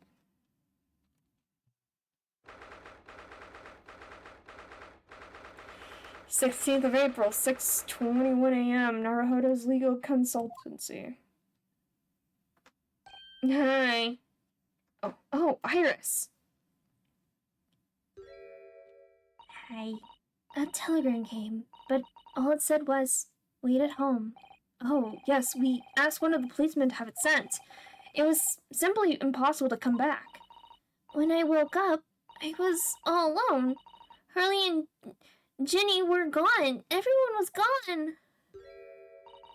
What happened, Bruno? Poor Iris, she's trembling. She's obviously trying very hard not to let herself get too worried. I'll explain everything that I know. Something awful has happened, hasn't it? Oh, you're gonna say that? Yes, I'm afraid so. Yeah, it's really bad. It's really bad. I'm sorry to have to tell you this, Iris, but Mr. Windibank is dead. He was shot. We discovered it in the early hours of the morning. Oh, yes, I had a feeling. You did? Well, I saw those police carriages pulling up outside his shop. so I knew something must have happened there. When we entered Windibanks in the small hours, we disturbed a gang of 2 thugs. They ran out onto the street and I chased after them, but they got away. So it was one of them who shot Mr. Windibank, I suppose? I don't know, but that's not what the police believe at the moment. Oh, why not? They've arrested someone else as their prime suspect, you see. Gina. Jenny? Jenny? But why? Well, the thing is... No! Jenny wouldn't do something like that. I know. None of us think she did it. Then why have they arrested her? I'm sorry. There was nothing I could do. Yeah. Let's skip to that so it more makes sense. I don't know if they arrested Jenny. It's not fair. What about the 2 thugs that were at the scene? Why aren't they the prime suspects? After all, they shot her dead, didn't they? No, I mean, Mr. Sholmes is a dead Iris. This is all so horrible. Thing is, Mr. Windibank was found on the floor in the storeroom where he keeps all the deposited articles. And the storeroom door was locked from the inside. Oh shit, we got a locked room, yes! I see. But he wasn't alone in there. Gina was found next to him on the floor as well. Locked room case. Check. Yep. Oh no! According to detectives who investigated afterwards. Don't tell me. There was no one else in the room? Yes, exactly. How did you know? It's the only explanation. Yes, the only explanation indeed. Not really. There's literally a little door. Like, there's a little look through. There's a little, like... They shot him through the thing. There's 2 people. One person lifted the little door up. The other person got the gun. Bang! Now, why? Oh, wait. Okay, we'll have to wait till it's the crime scene. Because there was...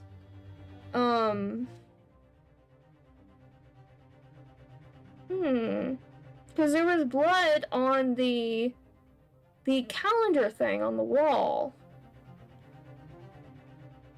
But I'm wondering if that was maybe an accident, where it's supposed to be like that's when Sholmes got shot. I don't know. Even though I saw that before he got shot, but whatever. I don't know. We'll have to wait and see. What do you mean by that, Runa? Well, what can I say? I'm damned if I agree, damned if I don't. Okay, Sholmes' situation.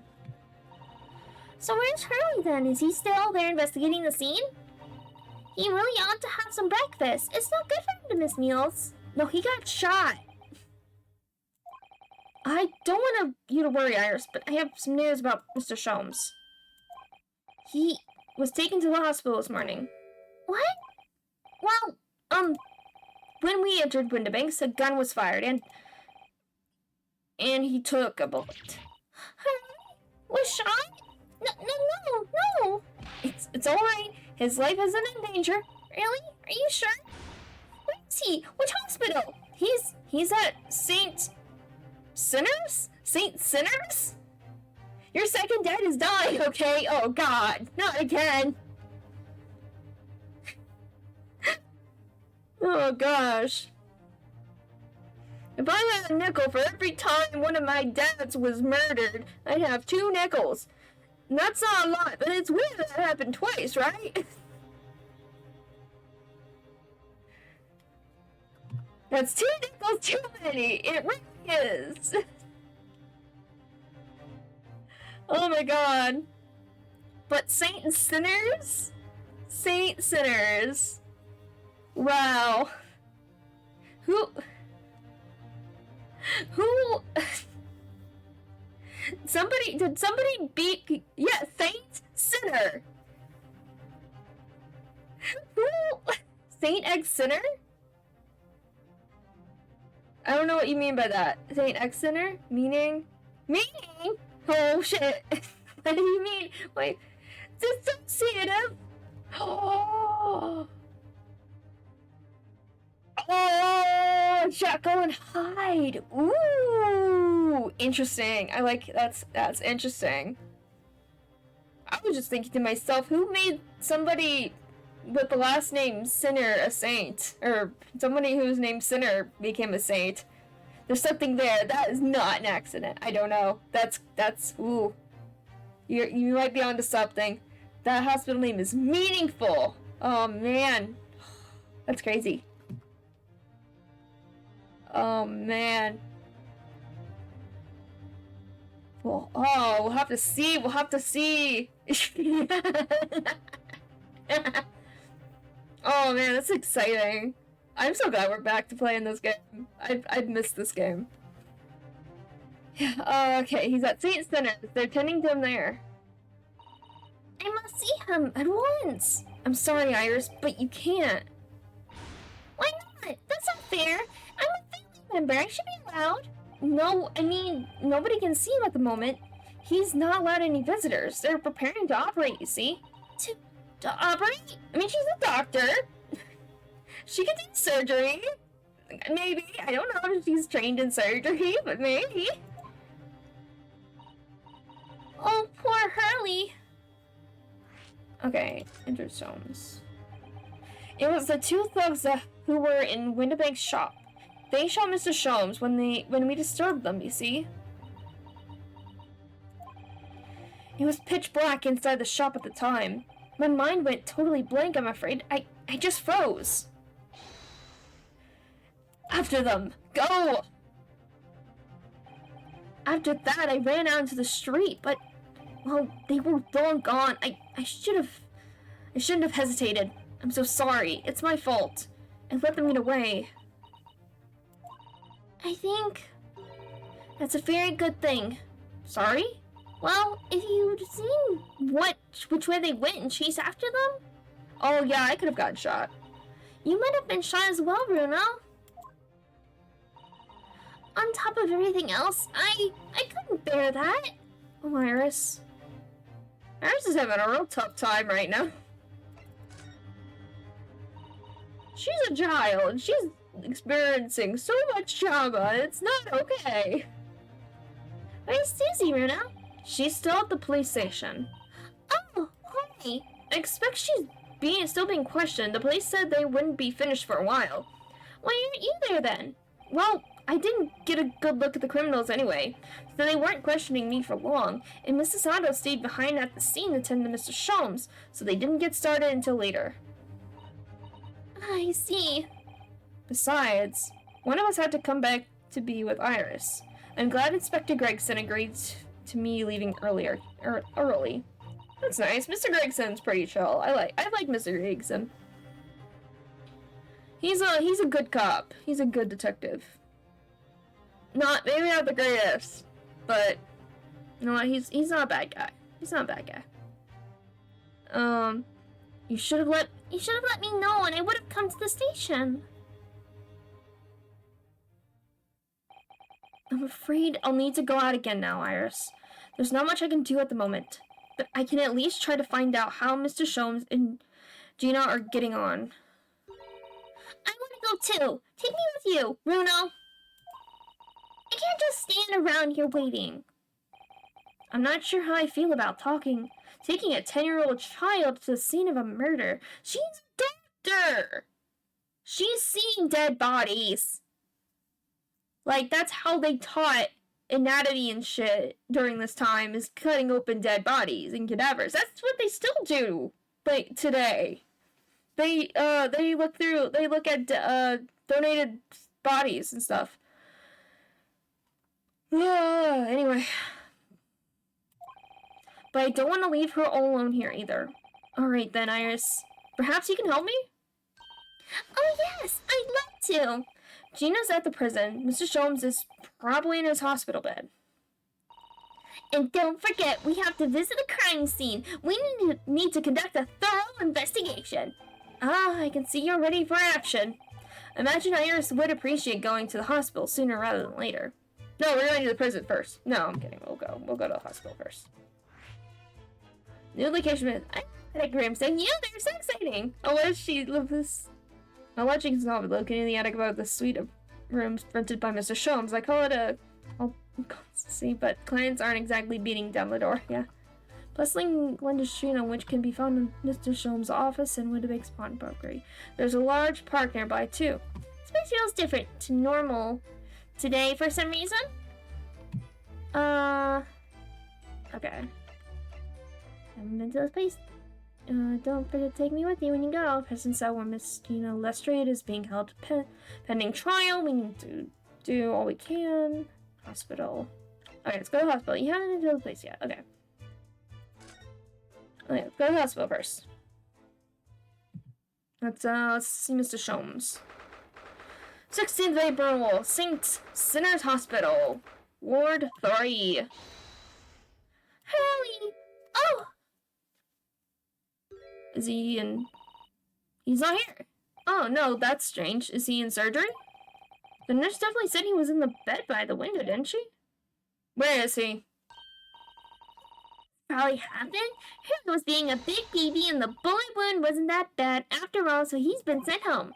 I'm not so sure about that, baby or not. There's no question that it was a fairly serious injury that Mr. Sholmes suffered. Oh. Hello, what do we have here? This is Bobby. This ward is off limits, no visiting. So what are you doing here?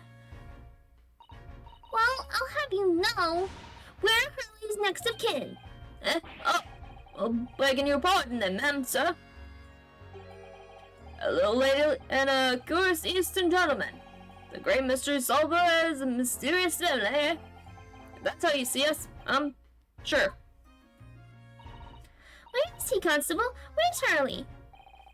I believe he is currently in the operating theater, ma'am, undergoing an extensive operation. Extensive? It's been several hours since you went in. Yeah, he's still in hospital. Hey, don't you have a beat to pretend to care about until your lady wants to go out, right? No, it's not the same. Not the same dude.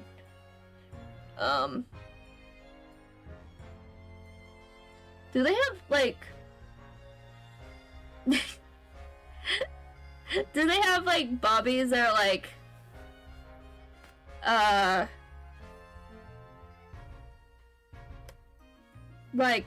what's the word I'm thinking of? Like a substitute bobbies? Like, people who... Because it's like, okay, I understand if this dude is, like, the guy that we particularly met. I don't know if it is. It just says Bobby. So, but it would make sense if it was the same Bobby that was involved in the whole situation. A sub for their day off? Yeah, it would make sense. Yeah, so I'm just wondering if there's a particular group for, like, subbing or something? I don't know. Very, very interesting little thing. Anyway. Oh dear, is he gonna be alright? Well, doesn't appear to be working, you see? The anesthesia, that is. Oh! I heard a report the gentleman claims he had a little too much to drink last night. Coffee, that is. Oh. Oh, was he... Because he said he stayed up for an hour waiting for Lestrade. So did he drink, like, a ton of coffee during that time to stay awake? Interesting. Well, I think it would be fair to assume that he won't be back for several hours, eh? I see. Thank you, Constable. Perhaps we should leave and come back later. Oh, poor Hurley. Okay. Let me look around. Let me look around, please. I'll look around.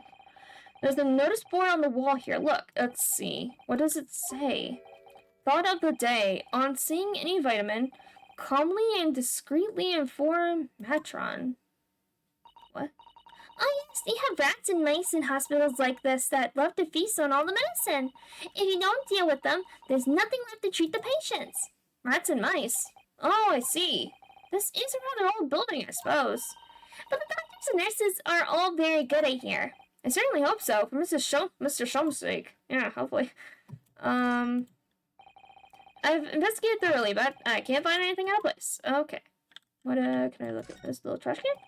Okay, nothing in the trash can. What is this paper? I've investigated further, but okay, great. Bed.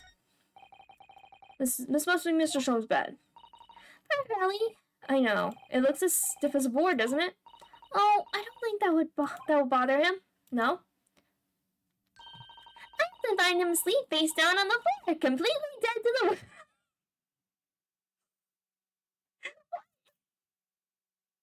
Completely dead to the world! Oh, when he's all depressed and shit? Is that what she means? Oh my god. I think I called the police if I just get something like that. Yeah, that's fair. Window? Over here. Okay, turn this way.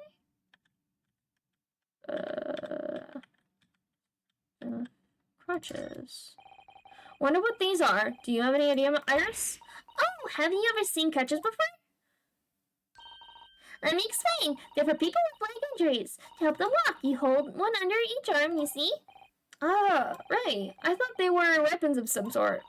Why would there be weapons in a hospital? I thought maybe a fighter had just been injured in a battle contest and been brought here along with his weapons. What? That's surprisingly plausible. What? What do you mean? What do you mean it's plausible? I investigated thoroughly, but okay, so nothing else here? Okay. So I guess we're going to the prison. Gina! Cell 13. Hey, buddy, friends. Hello, Gina? Oh shit! She still has the grenade! No grenade! Shit! Grenade launcher! What? She still has that? Oh god! Why does she still have it? Why did the police? How? But she had a gun! Bad. Really? Shut her back?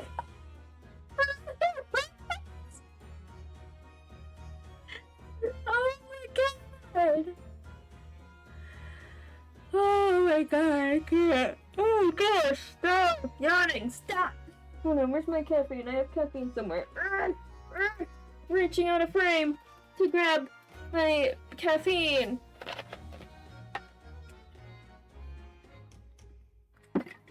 It doesn't taste very good, it's flat. And whatever, it's fine. I just need the caffeine.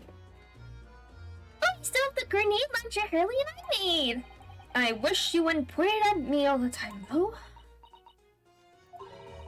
What are you here for? Jenny. I have a feeling it's because of us that you ended up in trouble, so we were thinking that we might be able to help you. Well, you can't. Sorry? Get lost! Don't be like that, Ginny. I know you can do it. You would never shoot someone. I just know you wouldn't. You think you know me? Pull the other one. Oh. You ain't got the first idea about the likes of me. I'm a thief. I pinch people's purses when they're walking down the street. That's how I get by. Yeah, but that's not murder. That's stealing. Stealing and murder are very different. And it's how I get by. Yeah, that's how you're earning a living. You're not an assassin. Okay? I do not believe that you are an assassin. And if I saw me chance, I'd sneak into a pawn shop any day of the week. Yeah, but you wouldn't shoot the guy.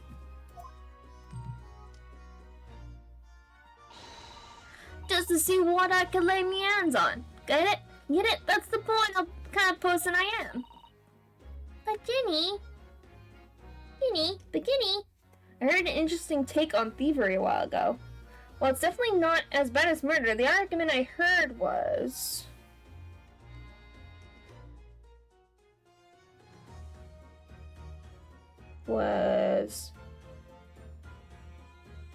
Let's say it takes 10 years of your working life to buy a car and someone steals it.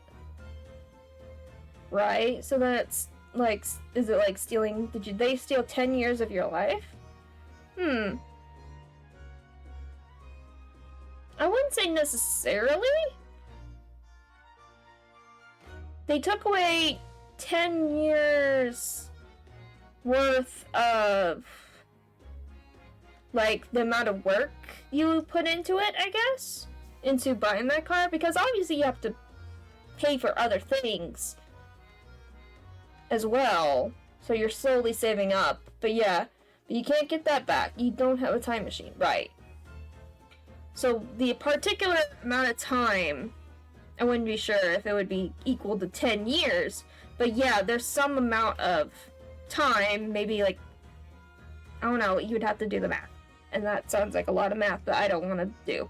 But yeah, I get what you mean. So there's that amount of time and effort and, like, I guess strain on your body and mind and everything, that all that work was taken away.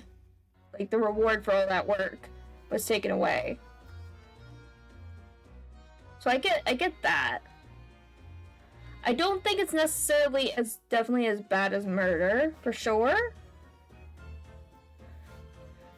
Yeah, disproportionately affect people differently based on their means. Yeah, obviously.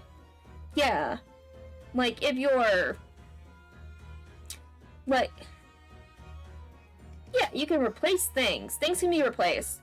People can't be. After they're gone, they're gone. Yeah. Right. And definitely it depends on, like, how much money does this person have? Is this person a millionaire or something? It's like, but if you can't, that's a good point too. Like, if somebody had stolen something from, like, an elderly person, they possibly can't work. Yeah. Yeah. Right. Yeah.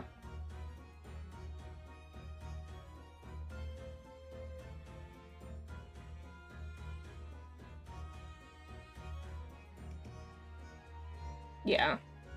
It really depends on who you're stealing from and how much you're stealing. Because obviously, like, if you took... yeah. Yeah, like, taking, like, $5 from just random person, like, in a grocery store or whatever, that's not a huge deal. But stealing $5, say, from, like, a homeless person, that's a pretty big deal. Or, say, stealing, like, $1,000 from just a random person you would see at a grocery store. That's a lot of money for a lot of people. But if you stole $1,000 from, say, like, a millionaire, that's barely anything. It really depends on the economic situation of the people that are being stolen from and how much is being taken in proportion to, like, how much they're earning, also how much effort in time they have to put in order to make that earning. Yeah. No, it's not necessarily a moral issue. It just... yeah. It's just with Gina here. It's a situation in which... I don't know how much work there is available for her, I guess. It is... especially during this time, because this is, like, early, like, it seems like Industrial Revolution era. Unfortunately, jobs for children, which Gina seems to be at least, like, a teen, We're not safe. At all. Particularly working in factories and stuff like that. Yeah. She would lose probably her hands, and because that's what particularly they hired them for, is like with machines and stuff, to be able to use their little kid hands to like get their hands into the machines to fix things or whatever. Yeah, and yeah, there were a lot of problems with that when kids would lose their fingers or worse. So you know what, I'm not super judgy about her stealing things, because based on the situation where she is currently living, in a very big city, so there's not exactly farmland and stuff like that nearby. Well, I guess maybe, I don't know. But it's also just like, trying to think of the word. Probably a lot of the jobs that would be available to her are not safe. And it's particularly a set of skills that she's learned, obviously, with from other orphans and stuff like that. So let's hope they're mainly stealing from the upper class. Let's just say that. You know what? Yeah, let's say they mainly steal from the upper class. Because that's not as bad. Let's say stealing from, you know, just random folks just trying to earn a living, you know? Anyway. But, Ginny, I'll be in court tomorrow, they say. Some cove came by before and said he'd be a lawyer for me or the like. Said it was my right or something. But I told him to get stuffed. I don't need no lawyer. I don't need no one. She couldn't be staring at me anymore, obviously, if she tried. why are you being like this, Ginny? Oh, not move. Talk. Legal representation. I don't understand, Gina. Why did you send the public defender away? It wanted me to send some papers. Representation papers or something like that. It's all gonna be rigged anyway, the whole trial. They'll pin it on me because I'm a kid. That's what grown-ups always do. Not only are you a kid, you are also you're a street rat. You were probably involved in local gangs and stuff like that, like a lot of kids would be in her situation. So, yeah. Why do you think that? Because that's how it always been for me, growing up in the back slums my whole life. If you do what the grown-ups tell you, it'll get your mates dragged off to the coppers or worse. I have had it happen to me before and all been sold out entirely snaffled on the back of it. You can't trust no one, that's the point. As soon as you do, you're gone to crass, dead.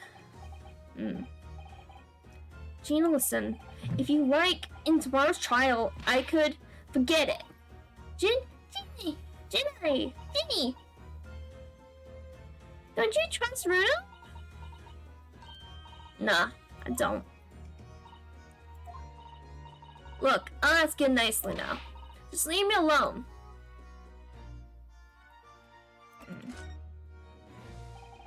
Will you tell us what happened, Gina? Last night, at the pawnbrokers. Yeah, like what the heck happened? There's nothing to tell. I figured it'd pay me, so I broke into the place and started going through the storeroom. No, that's not why. You went to find the manuscript to see if it was there. You can't lie to me. The old blue bloke walked in on me and you know the rest. But why, Ginny, why would you do that? but I keep thinking like I'm saying it wrong, but it's Ginny. Gina and Ginny. Gina and Ginny. I don't know. It keeps wanting to say Guinea. Ain't obvious, the place is full of stuff I would sell for a shilling or two. Diving ain't easy, you know. It's a lot of work, and at the time, you don't even get nothing. Is that really why you broke into the place? Well, are you sure the true reason wasn't something else? Oh, give it a rest. Would be a point anyway. Nothing I could say would make a blind bit of difference. Please tell us, Ginny. I just said it, Ginny. Ginny? Ginny, we'll believe you, whatever it is.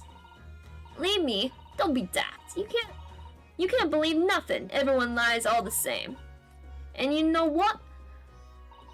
When it comes to liars, I'm the biggest of lot. I've told some unforgivable lies, I have. What do you mean by that? What unforgivable lies? Probably during that whole trial with Mr. McGill did. Is that what you're talking about? Yep, I bet it is. What did you mean before, Gina, when you said you were the biggest liar of the lot? Why don't you tell us what these unforgivable lies you've told are? Maybe we can help. Sorry. We're out of time. They're gonna want to question me now. Ginny, please. Oh yeah. I wanted to give you this. Something to remember me by. Ginny? Ginny? A photographic print of a really adorable cat. Another cat? Are we gonna just have a bunch of cats at the end of this? I found one of the pockets of this coat. Ain't no point in me having it. I wonder what a little photograph like that was doing in a pocket of their overcoat. Interesting. Can I look at that? Anyway, don't bother coming again. Bye. Can I look at that? Is that my stuff? No, it's not. Okay, I want to look at that. Oh, Ginny. Okay, now I have it. I want to look at that. I want to look at that. I want to look at that. Let me look at this. I want to look at this. What's on the back? What does it say? I can't. It's. Look at the back of this print here. There's something written on it. 13th of February, 9 p.m. Article deposited 1 small box. Loan amount paid 10 shillings. Redemption deadline 13th of April, 9 p.m. So this photographic print is a redemption ticket? 13th February? That could be significant. It was just 2 days before the murder on the omnibus, wasn't it? Oh, shit, boy. Small box. That doesn't tell us much about it, does it? Was it the music box? The music box for the music disc? Oh, shit. Bruno, if Mr. McGill still had the ticket, then presumably he never redeemed the article. So do you think the box might still be present somewhere in the shop? Ah, yes! If it's something Miss McGill deposited, we need to investigate. Aha! The white cat photograph information has been updated. Alright. Handwritten notes back of the poker. Interesting. Okay. That's great. Okay, we got that. Okay. So, can we go to the scene of the crime now? Winnebago. I am excited to see the scene of the crime. Yeah, this over here, the calendar. I saw this before Shones got shot. So I'm just curious. And it was... Okay, so it was shot after Windebank had closed for the night. Because I think he mentioned before that every time he closes, he takes off the next page. The the page on the front, so that then the next day he would know what's the day's date. Something like that. Okay. Lots of police. This is where it happened then? Last night. That's right. The two thugs I told you about were obviously ransacking the place looking for valuables.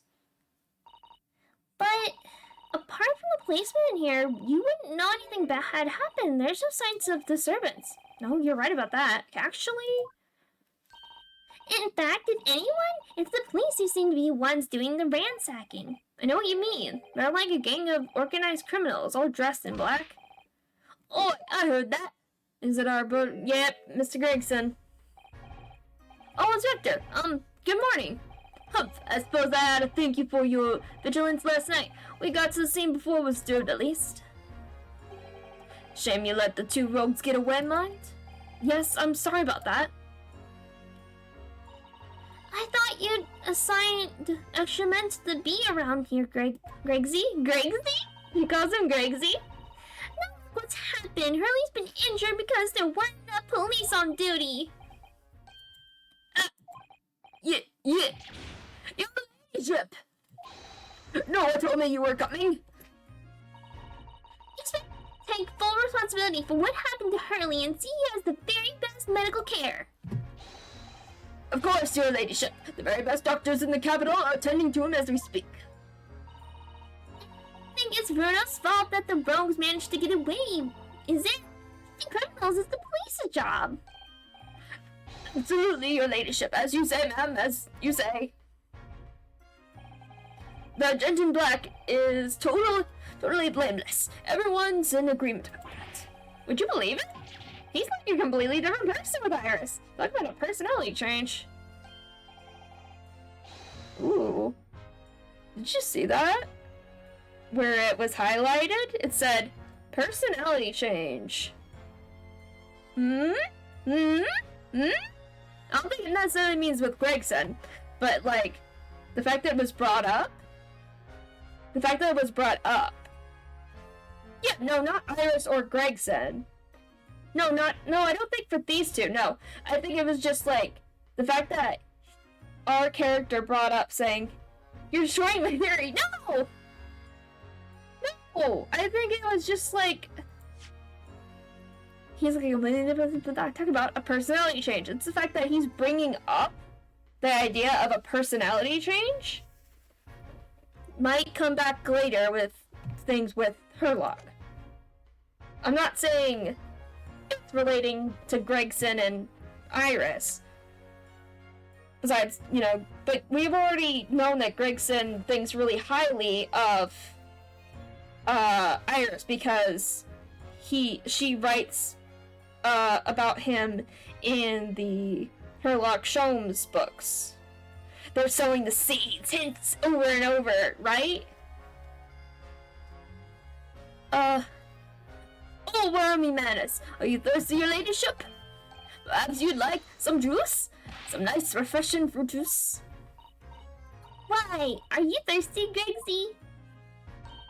I have some of my special herbal tea with me if you like some. Oh, okay. Ooh. Look.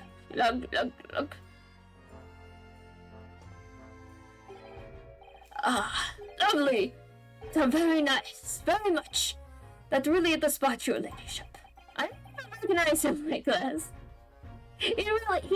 Gregson really likes Iris, it's obvious. He really looks up to her, which honestly, I bet it's terrible tea. Little Mao. I don't know, maybe. It's probably good for you, tea, though. Even if it tastes bad, it's probably like super good for you, though, because she literally has a doctorate in medicine. So even if it doesn't taste good, it's probably really good for you.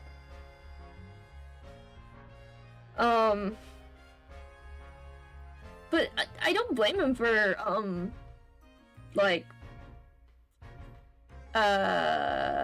thinking so highly of Iris. She's so smart. Doctorate in poisons and medicines. Oh my gosh. Doctorate in pickpocketing. Oh my god. Pocket picky. I pick that pocket. That was dumb. But I mean, she's like a child, and she's a doctorate, and she's also a pretty famous author, really. Like, she writes in those magazines of Dr. Sholmes that can be reached all the way in Japan. Like, pretty impressive.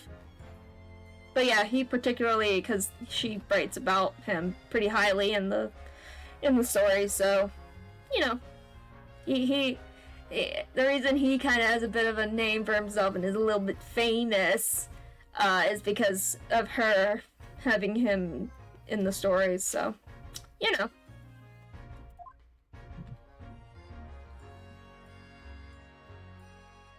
Okay, can we talk to... I bet we're gonna get a lot more information from him since we have Iris, so that's nice. So, how's the investigation going, Inspector? Nothing to a really very simple case. There's some very definitive evidence. We're just about to charge that diver we arrested last night, in fact. Do you know you're going to charge her? That's right. She'll be able to bring her before the judge at the Bailey tomorrow. Definitive evidence, you say? What is it? Come on, show me. Good, your ladyship. As much as I wish I could. Bless you, I'm afraid. Stare. I see. You've already captured the pair of thugs who broke in here last night, have you? What? And you're going to put them on the stand as witnesses, are you? Oh, could you? Oh, shit. Holy shit. Can we just have Iris with us all the time? I want her to be my partner. I love Iris. Oh, how could you possibly know that? Feeling, that's all. Remind me to never try to keep a secret from Iris. So you've arrested the two men who shot Mr. Sholmes, have you? Well, yes, they were rounded up pretty quickly by the lads on the beat. And Miss Lestrade is being held at the prison? She should be. That's assuming she hasn't left the key from... hasn't lifted the key from the jail, of course. Okay, Mr. Sholmes. Can you tell us anything about Mr. Sholmes? What's his condition? Sorry, I'm not at liberty to divulge that information. Your matters are strictly confidential. Well, I know he's being operated on at St. Sinners. Why can't I see him? I'm family, you know. I'm terribly sorry, your ladyship. It's the hospital policy, no visiting at all. Oh.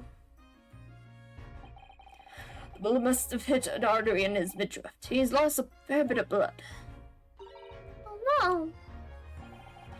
It didn't seem too bad in the first hour or so, but a hemorrhage like that is enough to make even the one and only Sholmes pipe down. Mr. Sholmes is a human like the rest of us, you know. Well, anyway, he's having emergency surgery right now. They've gotta keep that bleeding. But he will be alright, won't he? They'll be able to make him better. Of course, your ladyship. You'll be as right as rain before you know it. How do know? Because, of course. Yes, because Mr. Sholmes is such a great detective. That's why. We better pray the doctors have a better grasp of what's needed to make someone well again. Oh dear. Please don't die, Hurley. I'll report to your ladyship the moment I hear he's out of the operating theater. Alright, thanks, buddy. Okay, her ladyship. I couldn't help noticing, Inspector. What? Oh, with that sunshine? Well, there seems to be a marked difference between the way you talk to me and Iris. Watch the sauce, son. I'm a cop and we don't go in for favoritism. But he's right. You do treat us differently. It's because of those adventures for Sholmes stories, that's why. Oh. crop up in him, don't I? Inspector Tobias Gregson. Oh, well, yeah, it's because you're an acquaintance of Hurley's. What did you write about the Inspector, Iris? I don't remember, really. As one of Shum's lines, Gregson is the smartest of the Scotland Yard, as is how we put it. Oh, did I write that? And you know what that one line did for me, eh? The very next month, my pay doubled. Doubled, I tell you. Oh, that's amazing.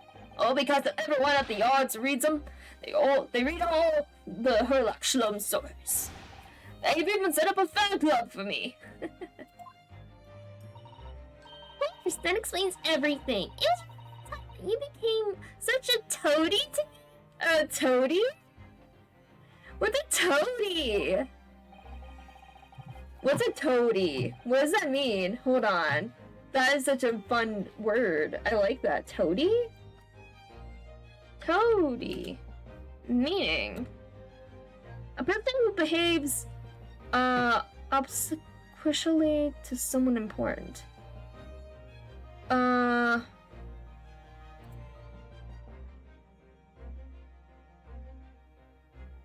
Okay, so...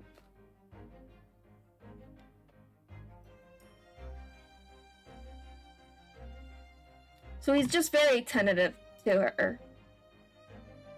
Yeah, he's very just like, gives her a lot of attention and stuff.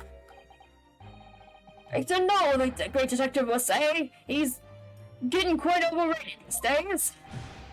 Think about what would happen to my salary if that came out in print. The whole thing gives me the willies.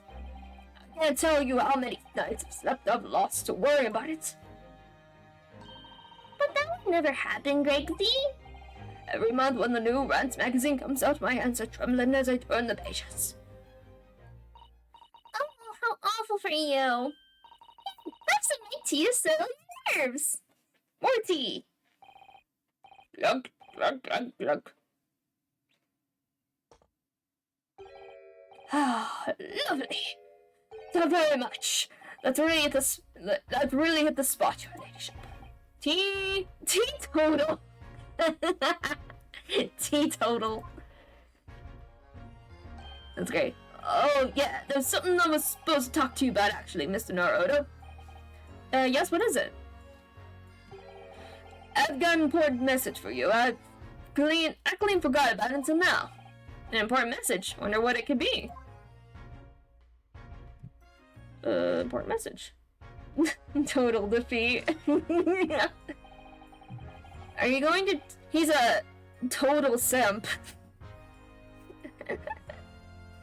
That was dumb. Ignore me. I ignore me. Anyway. Are you going to tell me what this important message is then, Inspector? Yeah, it's about that young lady who's normally by your side, your assistant. Dear Susie. Oh, phone. Hello? Phone? Why did you just... Okay, phone, go away. Dear Susie, is she alright? She's at the station, isn't she? Being questioned, I believe? Nope, not anymore. She had to head off. Head off? Where? She had to go see the chief, didn't she? Yeah, to Lord Shonkart's office. The Lord Shonkart's office, of course, he summoned her. Ah, yes, of course. I'd forgotten about that. One of the Woodstocks took her there in a yard carriage after we'd finished questioning her. But she asked us to tell you she didn't have the fare for the return journey and to go and meet her there. She's got a nerve. Use the Scotland Yard as a bloomin' messaging service. I see. Well, thank you for passing that on, Inspector. Why did Susie have to go to see the Lord Chief Justice? See? She didn't tell me. But I better head off to the Lord Chief Justice's office to fetch her straight away. Okay. Can we look around now? I wanna look around. Can I look around? Can I look around? I wanna look around, please. Thank you. Let's start from the door, because I wanna look at that. Then let's see what we can uncover. Oi! What do you think you're doing? Sunshine, you can't touch anything in you. Oh, but we were hoping to investigate. This is a crime scene for Pete's sakes. No touching. What's the problem, Gregsy? Bruno's a lawyer, you know that. Oh, I'm so sorry, Your Ladyship, ever so sorry. The rules and regulations are on my side. Of course, if Mr. Naruto was to have been properly appointed by the accused, that'd be another matter. The accused. If you could show me some presentation papers, I'd be only too happy to let you nose around. Did you hear that? You need Ginny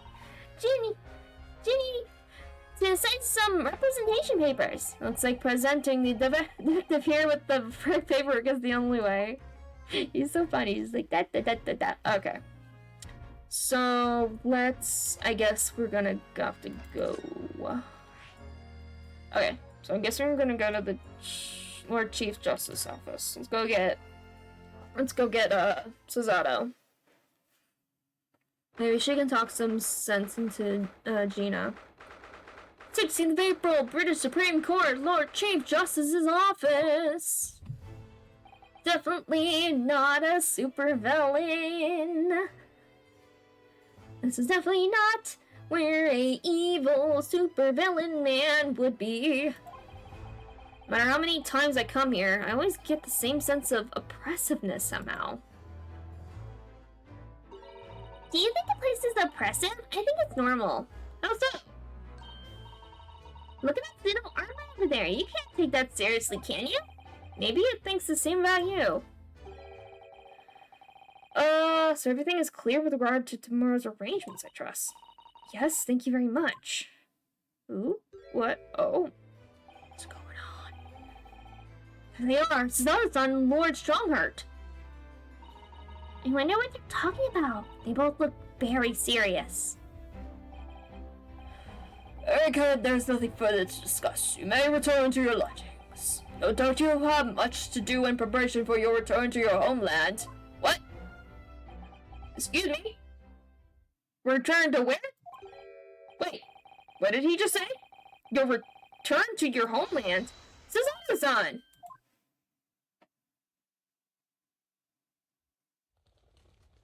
Birds!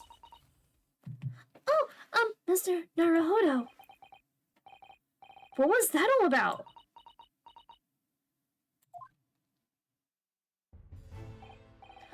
Ah, Mr. Naruhodo, thank you for coming to collect your colleague. What's his name? Why were you talking about Mrs. Ano's return to her homeland? And Tomorrow?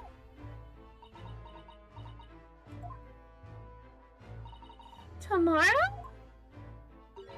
But what about Ginny's trial? Ginny's trial? You mean... she's been formally charged now? Oh dear.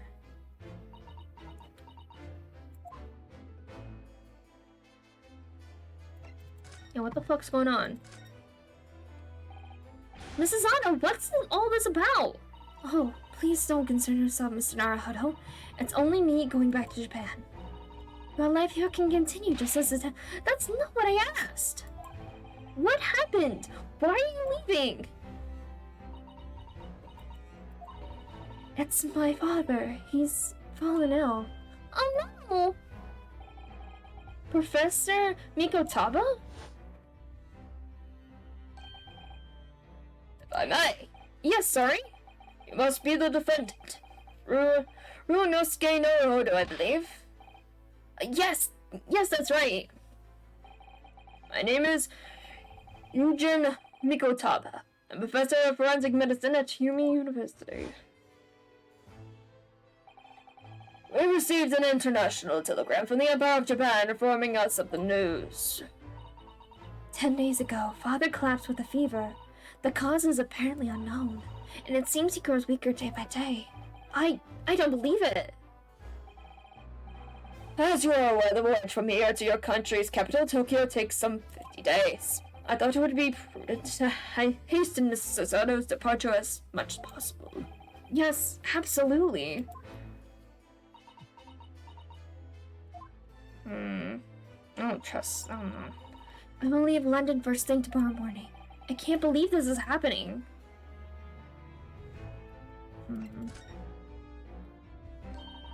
So Gina has been charged. She'll have to appear in court. The timing is awfully convenient. Yeah, it really is. And I don't trust this dude. I don't trust the Supreme Chief Justice. I don't trust him at all. See all this? See all this? This is a home of an evil guy. I think it's hoax. Yeah, I think he's trying to get her out of the country for some reason.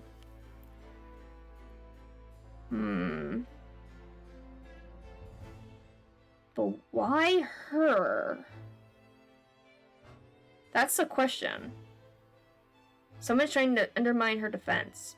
Yeah, but why her in particular? Yeah. Is he just trying to slowly maybe try to get at me? That's what I'm wondering. Since we've been kind of nosing around the whole McGilded stuff and all these things that are definitely involved somehow. Yeah, the first trial.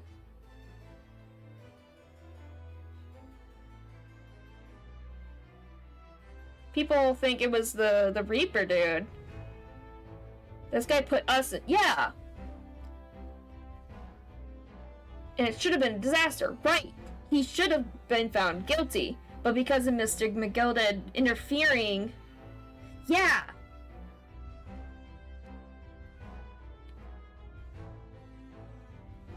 So then it ended up with Mr. McGilded being murdered along with the scene of the crime.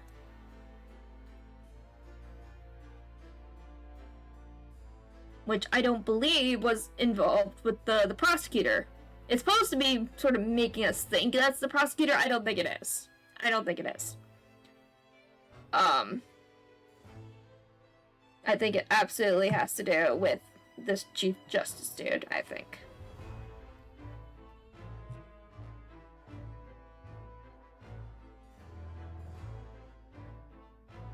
But also now we've gotten close with Gina, who worked for McGilded. And we also had the whole situation the day before with the Egg Benedict dude trying to get the coat that belonged to McGilded. And then the place that just happened at with the Benedict dude is now Mr. Windibank is dead. Yeah, there's so much going on. Yeah, they're after the box. They're looking for the box. Right? Because the police, right? They have the actual, what's the MacGuffin? But they're after the box, which is the music box, I bet. It's the music box for the music disc, right? And the police already have the music disc. So they had to go in to Windibank's. They had to hire some thugs to go in there and take the box. And Gina just happened to be there because she was looking for the manuscript. Yes, there's something on the disc that's incriminating to the Chief Justice. Yes. Yes. That McGilded was holding over Chief Justice's head. And that's why this whole situation has happened. That possibly the whole situation in which the thrice fired Mason dude, that could have been all just a setup. It really could have. And right. And because he had us defend McGilded, and obviously we were first-time lawyers, it was our first day in this country, right? So we were absolutely set up to lose, but we ended up winning because of McGilded messing things up. So he ended up killing McGilded, only to find out later that, oh, Mr. McGilded had... Because obviously after McGilded would be, murdered and stuff, they would have to do, like, a whole investigation of McGilded's home, right? That makes sense. However, McGilded didn't leave it in his home, because that would be stupid. He left it at the pawnbroker. Because that's the safest place to put it. Shom said so. So it's there at the pawnbroker. So the coat had the music disc, but there's also the music box. That's a separate thing. So those thugs were going to get the music box. Because something McGilded had, he had something over the Chief Justice. What it was, I have no idea. What could you hide on a music box? That's what's crazy about it. Freaking crazy. I'm excited. I want to know. Yeah, but it's just a music box, right? Like, it only plays just simple notes. Unless it's like a code, maybe? I wonder if there's a code on it. Man. A tape recording? But it was a metal disc. Like, it's not as fancy as like a record player, It's not like a record player. It's very early sort of stuff. But man, this is crazy. It's crazy. And Mr. McGilded probably had... Yeah, I bet Mr. McGilded also, they had this music box in this music disc custom made. Because he was rich, right? And you wouldn't want this, if somebody had the disc, he wouldn't want somebody to be able to play it on a different machine. So this is a custom made music box. There's no other, other music box that works with this. Don't know why it's important, but I'm super interested. I wonder if it has to do with the murder with the thrice-fired Mason? Or does it have to do... Does it have to do with Iris's father? Oh, man. This is crazy. What if Iris's father, knew something? Maybe it has to do with the Baskerville story. There's something in that story, in the manuscript, that Sholmes knows is something to do with the Chief Justice. And he's like, no, you can't release that manuscript right now because it's not, you can't right now. And he doesn't want to say why, because then it could get Iris in trouble. She could start investigating the Chief Justice, which obviously, that's dangerous.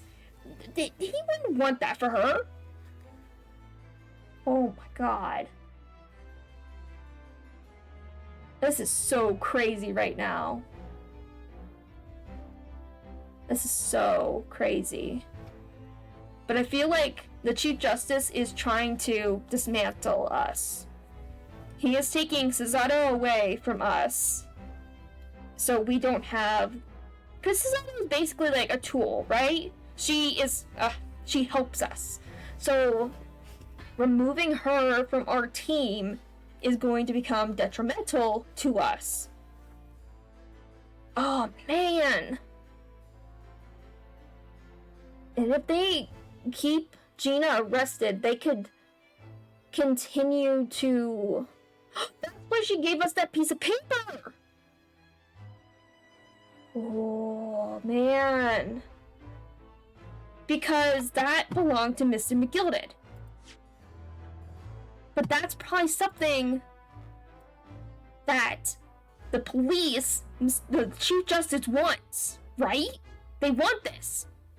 She knows that they want this. Gina knows. And that's why Gina's so, has no hope. Because she knows she's part of this whole thing now. Oh my god.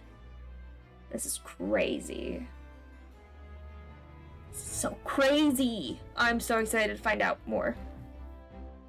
Whew, okay, let's keep going. Getting myself excited. Getting myself so excited. Okay. So Gina has been charged. She'll have to appear in court? Yeah, she was formally charged a few hours ago, and the date of the trial has already been set for tomorrow. No, not even 24 hours later?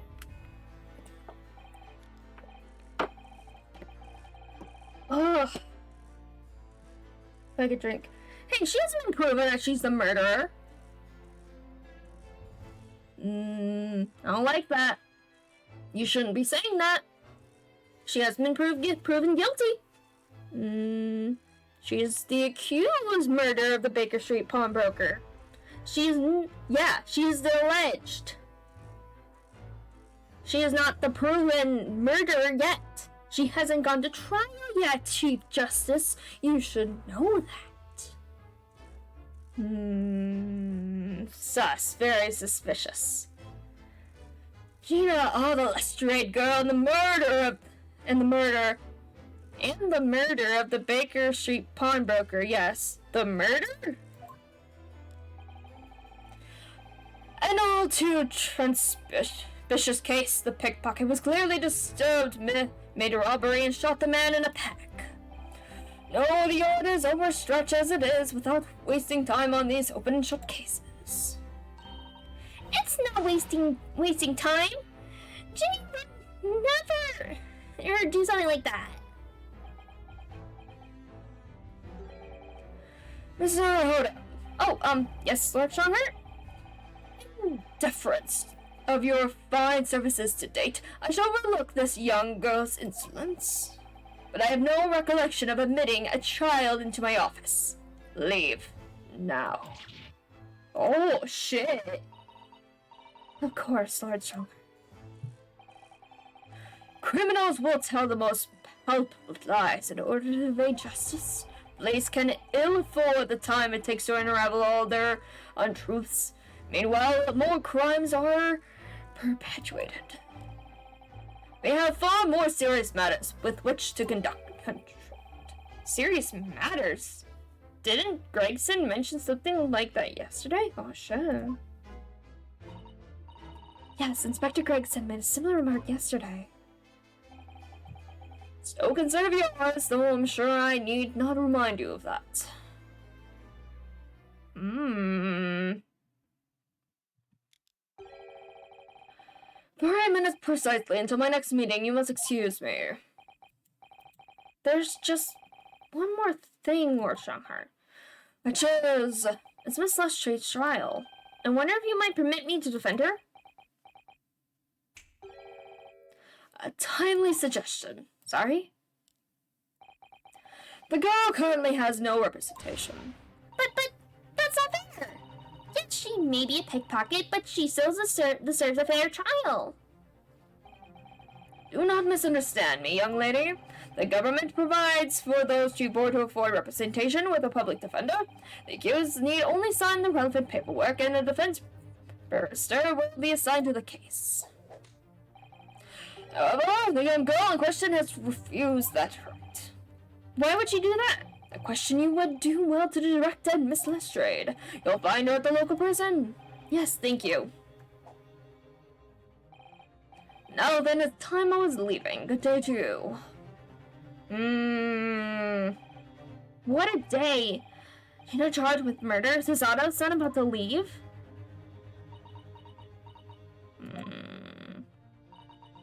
Come, Mr. Naruhodo. Iris, we must make haste. But, Susie, you're leaving for Japan tomorrow morning, aren't you? Don't you have packing and things to do? As Mr. Naruhodo's judicial assistant, my personal circumstances are of no consequence. My sole purpose remains to help you in whatever way I can. Thank you, Mrs. Otto. That's a very pensive look. I think we ought to visit Gina first. In any case, I should like to wish her well before I leave. Yes, it sounds like a good idea. Let's go. If I'm honest, this has completely thrown me off. I'll just have to do what I can. as a lawyer. Plus, oh shit, the only one who's read the Baskerville, like, manuscript that was it Sholmes or Iris herself is Zato. Ooh.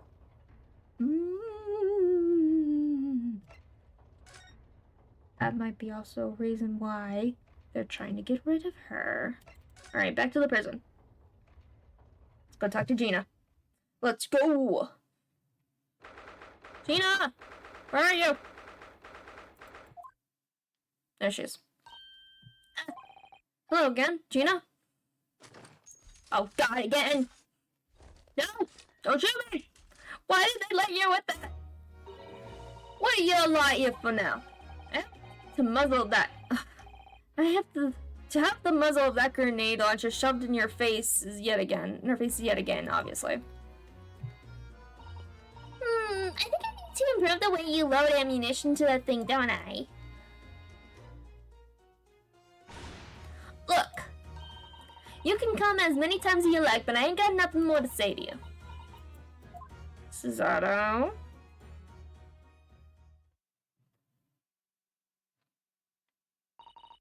Gina, I wonder if you might hear me out.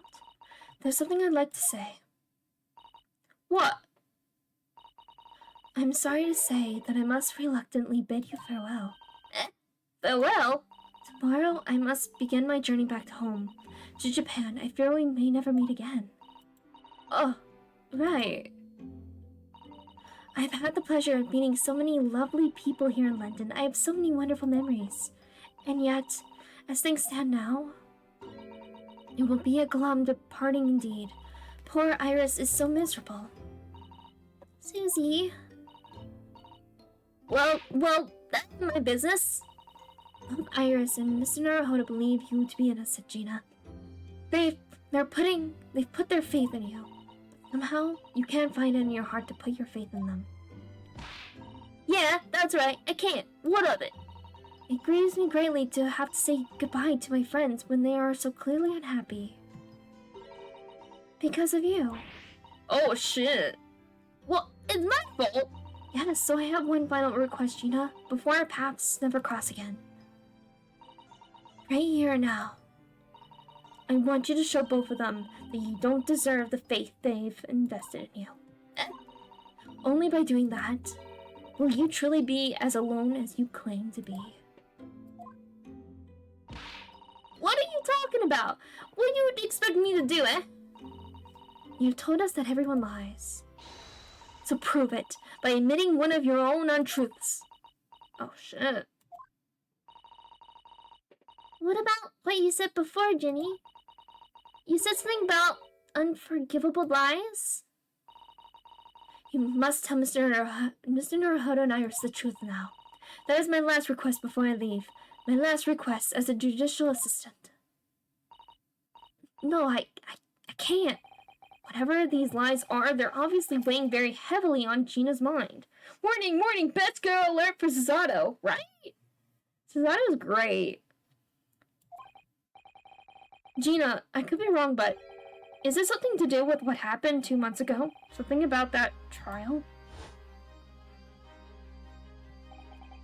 The one in which Magnus McGilded was acquitted? The case of that mysterious murder that took place inside the omnibus? You were called as a witness by the prosecution. Is that what this is about? Yeah, you're right. Because in that trial, I lied. I lied like you wouldn't believe. Will you tell us about it now? Hell yeah. Hell yeah. Yeah, we just leave. Just press move. We're out of here. No, trial 2 months ago. Like you said, it all happened 2 months ago. The coppers got me and shoved me in the witness stand. And based on your testimony, Mrs. McGilded was declared innocent. Yeah, well, the thing is, I lied about a whole bunch of stuff. I knew it. What sort of thing did you lie about? I was hiding under the seat that night. That was the truth. Oh, was it? She was hiding in this under the sea? It was pitch black in that little cubbyhole. I couldn't see a thing, and then... thud. I heard that loud thud, like someone falling on the floor. And that's when Mr. McGilda discovered you? Yeah. He pulled me out from under the seat and sat me next to the dead man. There wasn't much light to see by, but when I looked at me hands and had Cove's blood all over them. I was so scared I couldn't even speak. You had his blood on your hands? In other words, it was Gina the witnesses on the roof deck saw through the skylight. Ah, right. Then Mr. McGilda started asking you questions. Oh wait, then Mr. McGilda started asking questions, I suppose? Who you were and why were you hiding under the sea? Yeah, I did, only that's not all. What do you mean? I mean, he threatened me. Threatened you how? He made me swear, and what I'd seen and what I'd heard, and about what he was gonna do after the cove was found dead. He made me swear I wouldn't tell no one about any of it. If I did that, he said he'd let me scarper before the cops showed up. Oh shit. Gina, you must tell me what he swore you to secrecy about. What you saw, what you heard, everything. Oh man, we're getting into it now. You said Mr. McGilda made you swear not to tell anybody what you saw, but you were in the pitch black compartment under the seat the whole time, weren't you? Yes, with Mr. McGilda sitting above your head, if I remember correctly. Yeah, that's true, but it was when I heard the thud of the cove hitting the floor. I let a little scream, so he couldn't help it. McGilda heard it and dragged me out by my arm, and that's when I saw it. It was on the floor next to the old geezer who had been stabbed. A disc, all bright and shiny. Oh shit, disc. Do you mean? Yeah, that's it. The one what the D took off me at Windibanks. So the music box disc was there on the floor of the omnibus? Not for long, the Gilded spotted it straight away. He picked it up, smartish, and stuffed it in his pocket. So that disc was in the omnibus 2 months ago at the scene of Mr. Mason's murder? And the bog trotter told me? I want to mutter a word of it to no one. Interesting. Because it was so dark under the seat in the cab, I was straining my ears the whole time. After a while, I heard the door and the footsteps inside the cabin. Presumably that was Mr. McGilda getting on board. Nah, not only him. Oh, because I could definitely make out the footsteps of 2 people. So, of Mason. In that case, it would seem likely that it was Mr. McGilda and the victim. Mr. Thrice-Fired Mason. In his testimony during the trial, Mr. McGilda claimed he slept during the carriage ride. But whenever I'm in a carriage, I'm taken with a first tiredness, and I always succumb to it. Get me my little Irish leprechaun voice going a little bit. In your own testimony, Gina supported his. All I could hear was the Irishman snoring. Yeah, that wasn't exactly true. Neither of them was asleep. I could hear them talking the whole time in low voices. What? What were they talking about? Sorry, I don't know. The sound of the horses on the wheels was too loud. That still tells us something. Mr. McGilda and the victim knew each other. So McGilda was lying, as I suspected. Snap. I knew it weren't gonna take long before someone raised the alarm that the Broke had been killed. Yes, you were quite right. The other passengers on the roof deck noticed you very quickly.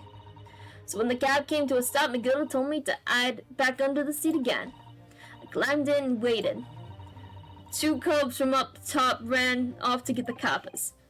Yes, Mr. Fairplay and Mr. First.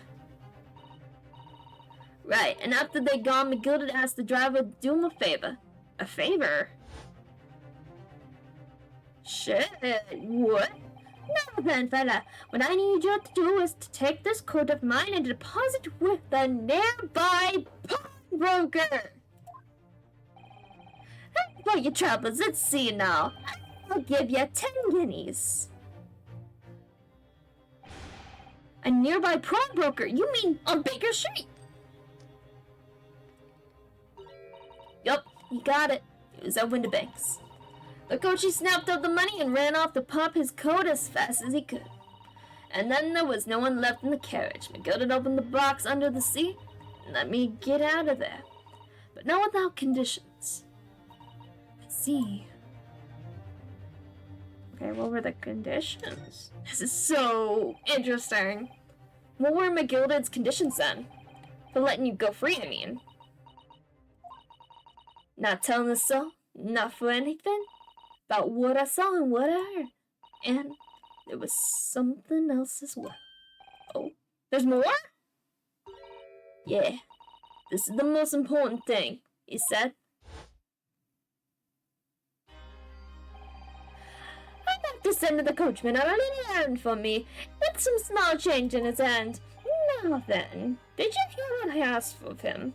Did you see anything at all? At all? You asked him to go pop your weasel, right? Aye, the fiend's taken me overcoat to deposit with the pawnbroker where hereabouts. Now what you will ask to take the redemption ticket for it. I understand? Well, you want me to have the ticket? That's right, and I'll come fetch it from you later, sometime within the next 2 months. You're to hang onto it until then, is that clear? And whatever you do, don't lose it. Alright then. And in case I might happen to be delayed at all, you're to go to the pawn shop, Windibank, so it is, and you're to extend the loan before the 2 months is up. If ye forget that, the gold will be forfeited and any old fiend could come along and buy it. But I ain't got that kind of brass. Here's £5, that should be enough. Do we understand each other, lass? Don't try anything funny now if you go against me. Yeah, I get it. Good, and one more thing. In a few days from now, you'll be visited by the police, I have no doubt. The coppers, will come asking you to take the stand in court to testify as a witness. So let's just have a wee chat about that, shall we? What is it that they may say? He might say, and what is it that you want?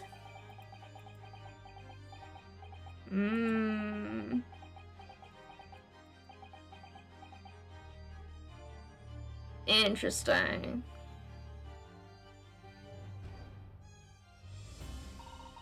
After they'd gone over it, I picked it. Got as far away from there as I could. And the pawnbroker's ticket and some bushes in the scene. I went to fetch it the next day once it got dark. So McGill had planted it. In the course, Gina was into giving false testimony. What did he threaten her with? Like, what did he... Bet you're ready to string me up, eh? I lied. Lied in that big old courtroom. I told some corkers. The thing is, he said he would make it so we wouldn't live in the East End no more. That's what he threatened me with. What a wicked man. You know everything went back in the slums. You know we had no one to look after us, and we was all just looking out for each other, getting back together. So you mean Mr. McGill would have... In an obby, he could have had the lot of us chased out of there if he wanted. And then, where could we have gone, eh? Nowhere, that's where. So, I didn't have no choice. I see. Thank you, Gina, for telling us everything. But I'm for it now, eh? Go on, admit it. You must be livid. Well, you can make amends by doing me a simple favor. Favor? What? Sign the representation papers for tomorrow's trial. Eh? If you don't actually want me to represent you in court, you can rip it up later, but we need that paperwork or we can't investigate. The police won't let us. Investigate what? The scene of the incident last night. Mr. Sholmes was shot, you see. You what? Charlie's having a big operation right now, Ginny. Ginny? Not Ginny. Ginny? Is it bad? Is he gonna be alright? Sholmes is gonna be alright, right? That's why I want to investigate, for Mr. Sholmes' sake as much as anything. Right. So what you're saying is, if I sign that bit of paper, everyone's happy, is that it? Something like that. Mrs. Otto? Yes, of course. I have the representation papers here.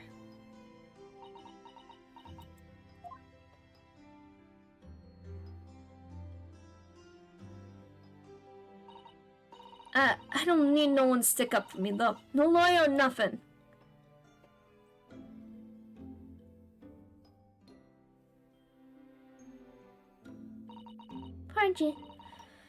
Poor Ginny. She seems so lonely.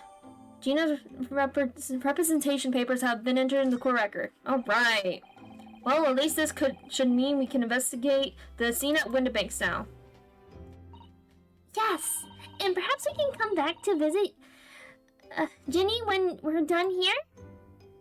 When we're done there. Yeah, absolutely. I feel like we finally cracked Gina. She's opened up to us at least, and now I have her representation papers. No one else knows what a responsibility that is. Anyway, for now it means Inspector Gregson can't stop us investigating at Windibanks. Alright. Although, something tells me he's not going to be happy about it.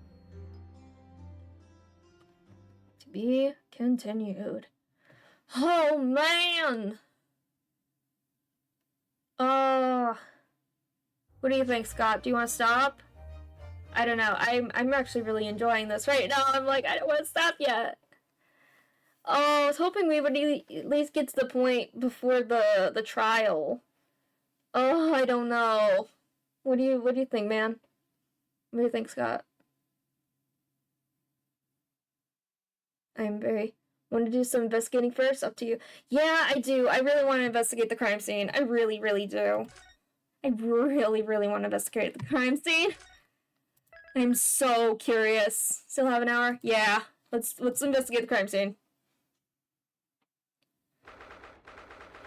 16th of April, 1:26 p.m. Windibanks Pawnbrokery.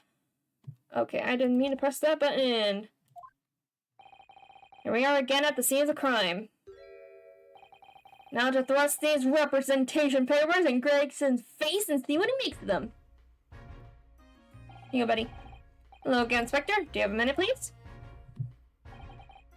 What is it now? You should go home and get some rest. Here you are, Gregsy. Here are the representation papers. Your ladyship! Oh! I don't believe it! How the devil did you get that stubborn little ragabash to sign that? Ragabash? Ragabash. I salute you! That is good work, that is. You've been very busy here as well. It's a special blend designed to relieve fatigue. More tea! Look. Ah, lovely. Well, let's see now. Yes. I only feel tired now. I'm as fit as a fiddle, your ladyship. Would it be alright if we investigated the scene of the crime then? Do as you please. You know where it happened? Though through that door behind the counter. Okay, but I want to look in this room first. Yes, the storeroom. That's where I discovered Mr. Windibank and Gina. Right, well, I'll be getting back to business then. Will you be investigating in the storeroom as well, Inspector? If I'm perfectly honest, we need to wrap this up before long. Can't afford to spend too much time on it. But there are so many articles to go through, it's taking forever, even with the lads working around the clock. Which is a problem, because there's another case the yard needs to investigate urgently. Right. there was a mention of that. That must be what Lord Strongheart meant by far more serious matters before. But what are they referring to? So what I'm saying is, don't get under my feet, sunshine. I'll try, man. Come then.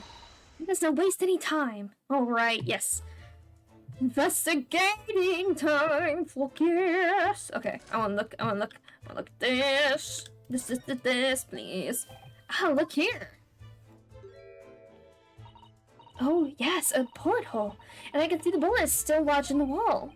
Presumably, Mr. Winterbank wasn't practicing with his revolver in his spare time. Well.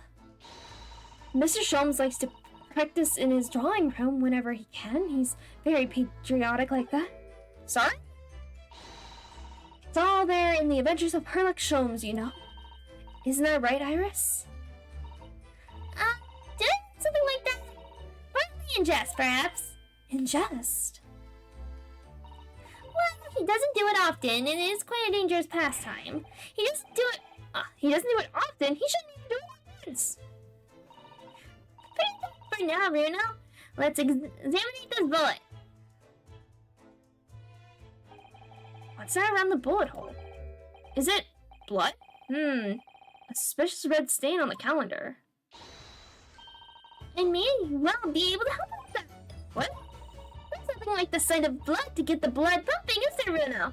I have a feeling I'm not as bloody-minded as you, Iris. I'm afraid the sight of blood makes my blood run cold. Have it, see? When it comes to blood, we're all different types. Yes, what a scientific observation. Oh, she gonna see what blood type it is. Because I'm like, there's no DNA testing at this time. No way, oh how. But maybe blood typing? I don't know, that seems very modern too. But maybe she knows how because she is a genius. So you need this. Oh no, what is that scary looking thing? I could actually come up with a name for it. But as soon as you see it in action, you'll understand what it does. Watch! Oh. Green! Oh, the color of the blood stain has changed. That doesn't make sense now. Iris, is it gonna turn red? Is it gonna turn back red? Because I worry that may have been technically, like, messing with the crime scene? Like, I don't know if we're gonna get in trouble for that. Yes, I think I'm starting to understand. No, not. It works on the principle that different people have different types of blood, you see? Yes, how wonderful. The chemical fires combines with the blood and makes it change color. So you identify whose blood it is that you're looking at. In a flash! What a fabulous invention, Iris. Isn't it? I bet Ginny would say Ginny would believe it's bleeding gray. So, whose blood are we looking at then? We don't know. Blood analysis has been possible since the late 1800s, but it was a lengthy and complex process that was often done by hand and produced unreliable results. Some other notable events in the history of blood testing include... So, 1800s?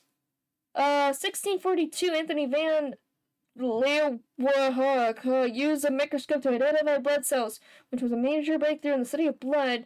1770, William Hewson, known as the father of hepatology, shared his knowledge of white blood cells and blood clotting features. That's very interesting.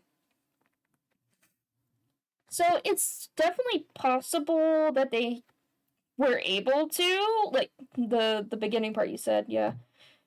1900, Carl Landsteiner and his colleagues discovered different blood types in humans by mixing donor blood with animal blood. Won the Nobel Prize in Physiology or Medicine in 1930 for his work, which made blood transfusions a viable medical treatment. Okay, so if this is about like early 1900s, then yes, that's very possible that this is a bit of a, because it's steampunky, so it's a much more rapid fire blood thingy. Yeah. Yeah. So she just has a fancier sort of blood type thing. Obviously, she doesn't know whose blood it is, but she knows this is one person's blood. So if we find another puddle of blood, we can test it.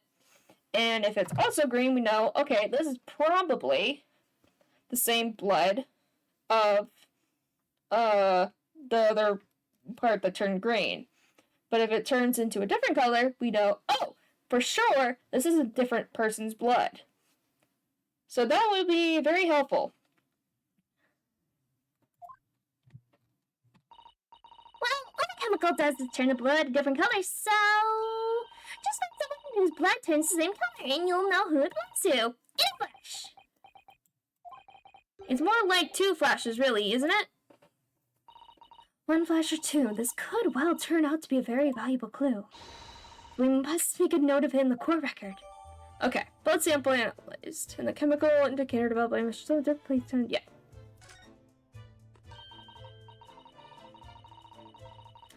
Let's keep testing and adding the results of any other blood in his list to the portfolio. Okay. As long as I regain left share. Okay, so that's gonna be helpful. This officer has been staring intently at the wall since before we came in here. Shush, give it down. Oh, sorry. There's a major clue just here. Really? Then we must tell Grixie at once. As soon as I report it, that'll be it. I'll be stuck here even longer. Stuck here? What do you mean? I haven't been home in 2 days already. I need another constable to relieve me and take me shift. Aha, they really have a tough time, the British police. That doesn't stop us investigating, though, does it? No, I suppose not. I'm fairly sure it was the calendar he was peering at. Okay, yeah, we already looked at. Can we look at the door? 3 golden balls. That's right. That sign shows the shop is a pawnbrokery. A bit like your armband shows you're a defense lawyer. And what's the significance of the 3 golden balls? Does it have some special meaning? I expect Harley would like to answer that question when he's back from the hospital. You mean you don't know? Okay. This is that strange contraption that lets you see pictures of things as if they're right in front of your eyes. It makes you think. When Mr. Sholmes gleefully showed it to us yesterday, we were blissfully unaware that any of this was about to happen. Really sure this contraption here yesterday was a well. Here we are, though I'm not confident I can get it closed again. Oh yes, that's a folding, stereoscope. Really? This is a stereoscope? Mr. Sholmes showed us a picture yesterday that you were supposed to be able to see in 3 dimensions. But for that, he used the great big contraption over there. Oh, well, that's for our use in public houses and places like that. It contains a carousel with all sorts of pictures inside. But this little thing is a much simpler design for use at home. There are special shops selling prints you can use in them. I have a little collection myself. I wonder if I could make money out of these in Japan. It wouldn't beat keeping my toilet sparkling clean anyway. Okay. These shelves are where the pawnbroker puts articles that have been forfeited on display for customers to buy. Yes, it's a real strange, miscellany, isn't it? I mean, who would buy this horse statue, for example? Well, sometimes you can find some real treasures among all the junk, you know. Are you right, Rena? Oh, it's just, well, it looks like a collection of useless junk as a whole, but when you pick out individual things, you can't help wishing you owned them. Even that horse statue. That's exactly how the pawnbroker works. They're very clever. Okay, what's this place doing? Police are scoring every inch of this place, by the look of it. Instructions from the yard are to examine every article in the shop and every ledger and book of accounts. Every article, but that's a ridiculous amount of work, surely? We've been hard at it ever since the shop was declared a crime scene in the early hours. We're sifting through it all in shifts at least, but still, we'll be working through the night, that's for sure. And even then, we'll barely have scratched the surface. Crime in a pawnbroker's. It must be every policeman's worst nightmare. It's every couple's worst nightmare, you know? Crime and pawnbrokers. Okay.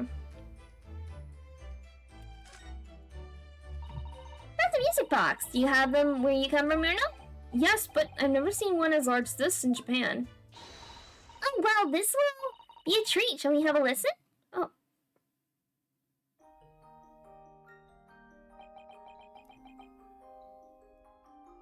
This makes me think of the Pokemon Center music. A little bit. It's very nice. I like it. What do you think? Isn't it a pretty sound? It's a beautiful sound, yes, but it's a little hard to enjoy when all the policemen in the room are giving you fierce looks. Never mind that. If any of them say anything, I'll tell Giggsy to have a word. Aerith Wilson, Superintendent of Scotland Yard. Honestly, she is. Absolutely. Okay, anything else I haven't looked at on the side?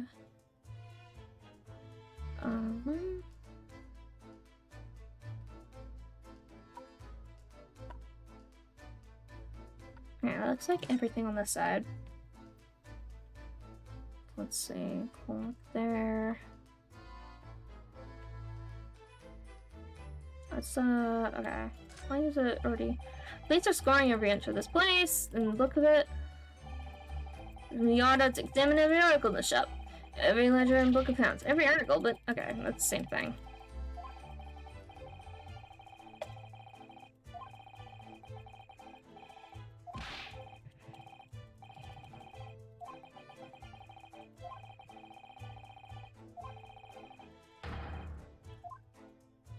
Okay.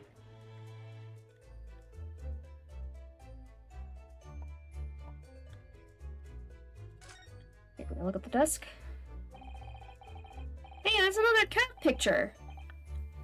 There's an article ledger here in Mr. Windibank's notes, and what's this? It looks as though someone left a little photographic tray behind.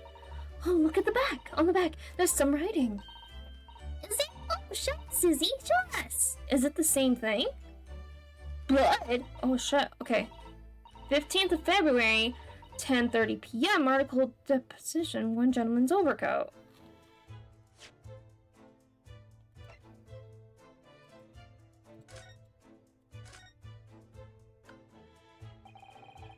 Just have to use the back of this one for the redemption ticket. He's written it very neatly, but still, perhaps he ran out of paper.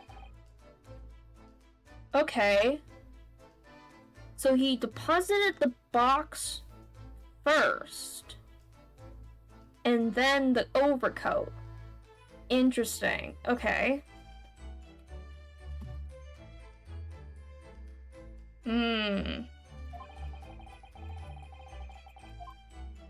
Interesting. Okay. And there's blood on it.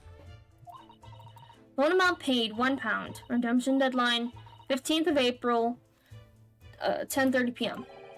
Gentleman's overcoat, for £1. Clearly, it was a very fine coat. In fact, I think.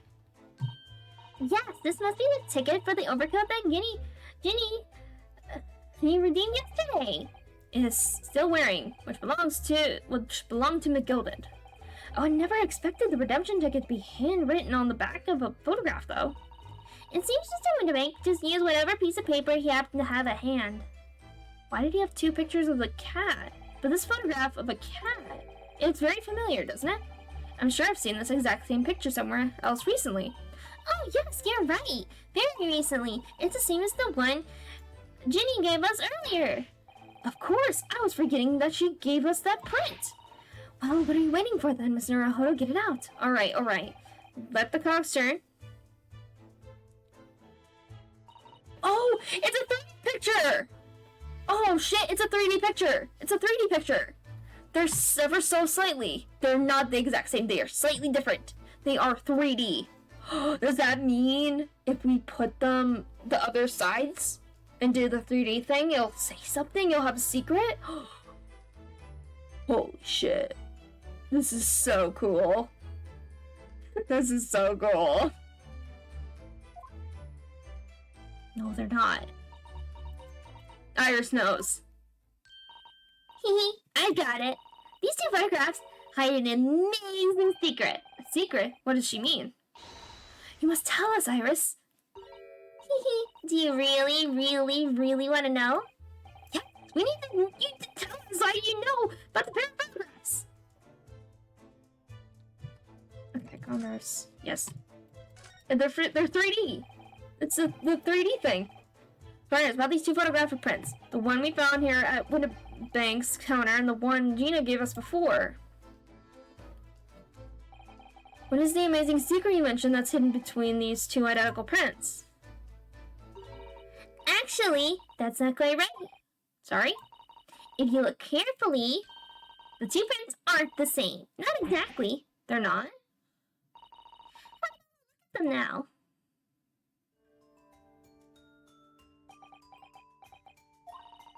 Can you see that they're just slightly different from each other? I think so. It's very subtle, though. But what's the reason for the subtle difference between the two prints? Well, it's because they're a set, you see? No, I don't. This pair of photographs is meant to be used as a stereoscope. Everyone in London is raving about them at the moment. Ah, stereoscope. Why do I feel as though I've heard that word before recently?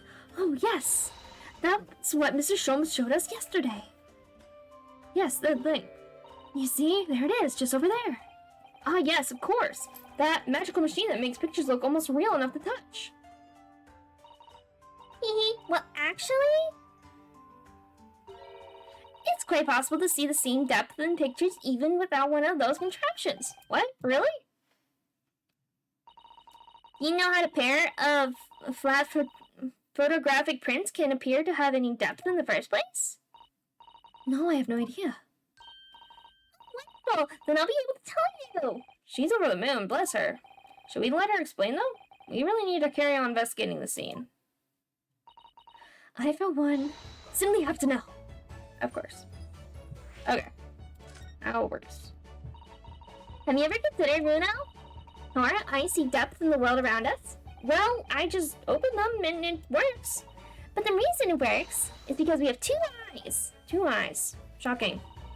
If you try closing one eye at a time, I think you'll see straight away.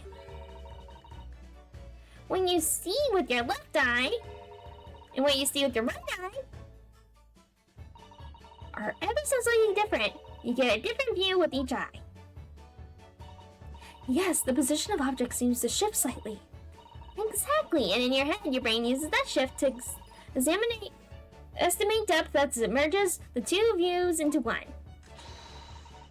That's how we can sense depth in everything we see. Huh, my brain really is amazing, isn't it? It does so much without telling me. Ah, I think I see. So the pair of photographs consists of a left eye view and a right eye view. Is that right? Oh, that's up, Susie. You're so quick.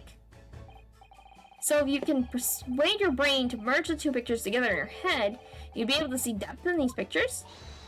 Yes, Bruno, you're beginning to understand. And a stereoscope's function is to act as your brain and allow you to do just that? Yes, but as long as you have two images, 2 eyes, and 1 brain, you can actually do it yourself without needing a stereoscope at all. You can? Really? Okay, I'll see stereoscopes. Let's try it. Let's see if you can view this pair of prints without the help of a stereoscope. Oh yes, I'm dying to have a go. Sana-san really loves this kind of thing. You need to be able to cross your eyes. That's the main thing. Can you both do that? Cross my eyes? I think I can. Watch me! And see if you can copy. I don't know if I can cross my eyes. I don't even know if it would show up on my character, if it would show up on. Oh.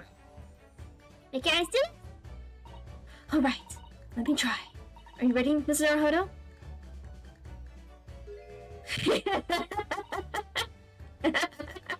They look so silly. Wonderful! Now it's your turn, Bruno. The trick is to concentrate on looking at the bridge of your nose with both eyes at the same time. Not exactly an easy task when 2 people are staring at you outside. You guys have breakfast, now let's try looking at the prints. Start by staring at one print and slowly crossing your eyes. I'm trying to do it. I kinda got it. Kinda.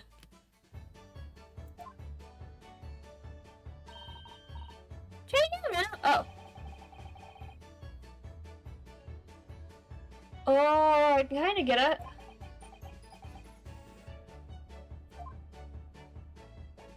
I don't know if I can get it. I tried.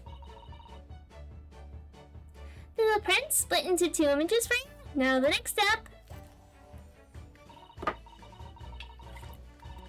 And then try crossing your eyes again. I can't. The prints should slowly merge together until you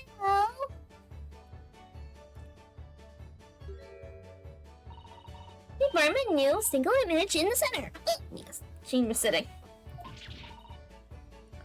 oh yes, Mr. Oh, it works. I can see it in the middle now. It looks so real. Oh, I could look at it all day. Please don't. I wouldn't advise that. Your eyes might start to hurt. You know? I've already been trying. And you're looking through the 2 pictures and slowly cross your eyes.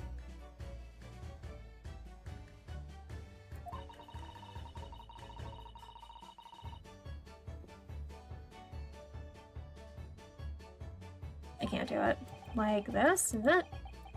I can't do it.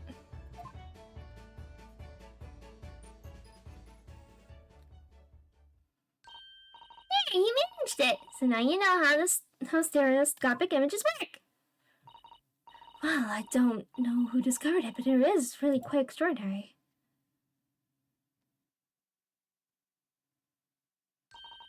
So, what do you think of these stereoscopic prints then, Reno? They're certainly amazing, but it isn't easy to get the knack of viewing them properly. No, some people find it easier than others. But that's why contraptions like this exist for people who find it tricky. Oh, I recognize that. We saw one over there yesterday, didn't we? If I remember correctly, you press this little knob here. Then set the pair of photographs in the stand in the back. It's still amazing, even though I know roughly how it works now. Well, London seems to agree with you, Steph. Stereoscopes are very popular at the moment. You can find one of these folding contraptions lots of households in the capital currently. But if these little machines are so affordable, surely there's no need to go around staring cross-eyed at pictures like you hate them. But it's much more satisfying to be able to see the effect with your own eyes. Well, I think so in any case. Stereoscopic print pictures. I'd never even heard of them until yesterday. We've certainly learned a lot about them, but I wonder if it's knowledge that I'll ever actually need. Okay. Okay, so I know okay, but okay, hold on. I mean, can I look at these things now, please? Can I look at this one? Can't find anything out of the place. Okay, welcome back. Welcome back. Blood! Mr. Naruto, I don't know if you've noticed, but there's something rather troubling here. I have noticed. The red smear, you mean? Yes, it looks like blood, doesn't it? Wonder if Suzato-san had picked up on that. Well, in that case, yes, we need Iris. We should show this to her before we forget. Okay. Okay. So, show this to Suzato. Okay, so present. This one. Nope, I just want to present. Oh, that looks like blood! Yeah, time for shooty. I would say it's from a gloved finger, almost certainly a glove made of leather. Well, don't worry, Bruno. You can leave the rest to me. Pew! Alright, what color gonna be? Purple! It's a different blood! Ooh, interesting. Yes, it's a color we haven't seen before, isn't it? We simply must add it to the portfolio of blood samples. It could be an important clue. Although, it would be nice to find out whose blood these different colors correspond to at some point. We're working on that. Well, this particular stain of blood. Oh, you've had an idea, haven't you? Do you know whose blood this is? I don't know. How could I? We don't have a known sample of the same color. Without that, it's impossible to know. Oh, how very vexing. I wonder. What? Well, it's true that the color doesn't help us. But what about considering how the mark came to be there in the first place? You might have an idea about that. Mightn't you, Anna? Not if you keep staring at me like that. No. Shall we? Well, this is a particular stain of blood. Oh, you've had an idea, have you? You know whose blood this is? Gloved blood. Yes, I have an idea whose blood it is. Not from the color chart, but with a little deduction. That's right. I think it's clear. Iris, you know as well? You first, Rena. Who do you think it belongs to? Pff, I don't fucking know. Alright, I believe that this is the blood of...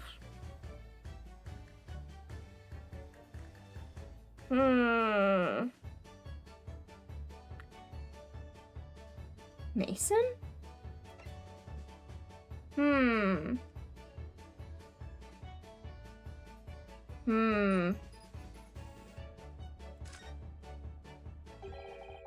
Thrice-fired Mason. You don't sound very sure of yourself, the way you trailed off there. Well, it was 2 months ago now, that case. And of course I never met the victim, so I'm struggling to remember his name. He was definitely thrice-fired, though. The victim of the omnibus case? Yes, his name was indeed Mr. Thrice-fired Mason. But that would mean that this bloodstain was left on the ticket 2 months ago? Yes, I think it was. Gina brought this ticket here to Windibanks yesterday. I'm suggesting that the bloodstain was already on it at that time. So it's a smear of blood from the time that Mr. Mason was killed 2 months ago. Something else is coming back to me now. Mr. McGilded was also wearing leather gloves that night. Oh, he did have blood on his gloves! He did have it a little bit on his glove. Right, I was about to start learning about me gloves now as I reached out to give the man a hand. Right. And that's the thumbprint! Oh, shit! Looked like a lover. Yeah, a thumbprint. We know that Mr. McGilded had no injuries at the time anywhere on his body, from which we can conclude that any blood on the glove belonged to the victim, Mr. Mason. Mr. Naruhodo! You sound just like Mr. Sholmes! Minus the quirky slip-ups, I hope.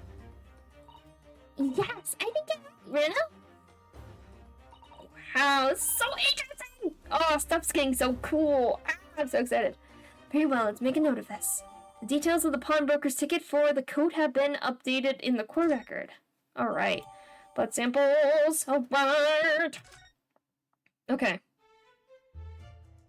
Okay, can we... want to talk about anything else? No, I want to look at stuff. Salmon.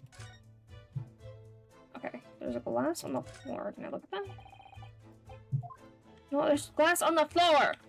On the floor. Okay, look at this. Okay.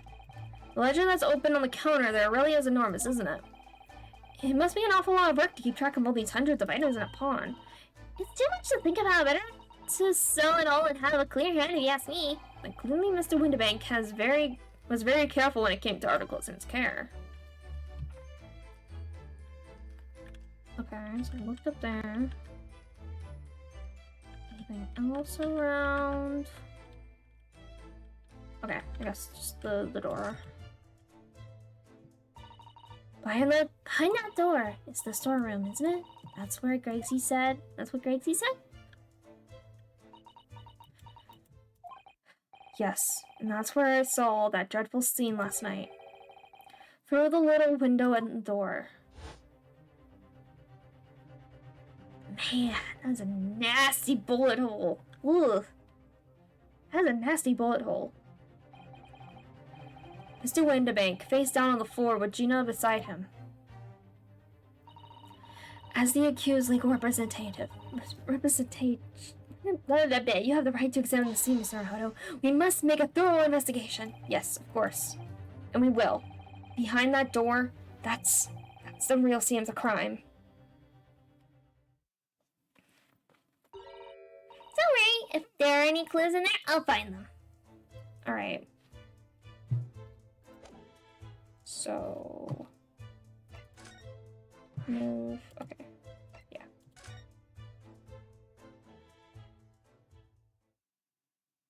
Alright.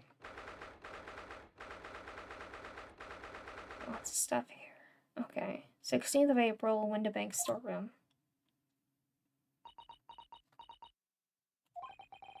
Poor Iris. She's clammed up completely. Iris is bound to find this difficult. After all, Mr. Windibank's life was taken in this very room only last night.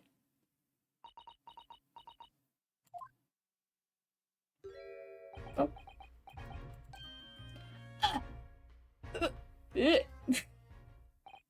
Wait, Inspector!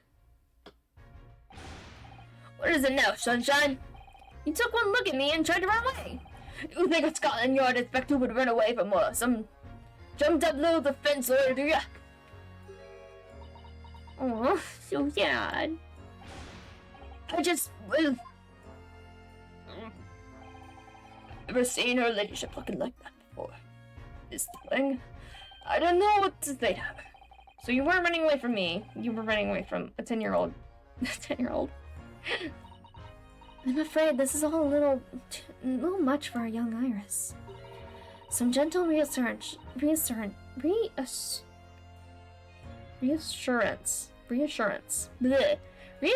might go a long way, perhaps, Inspector.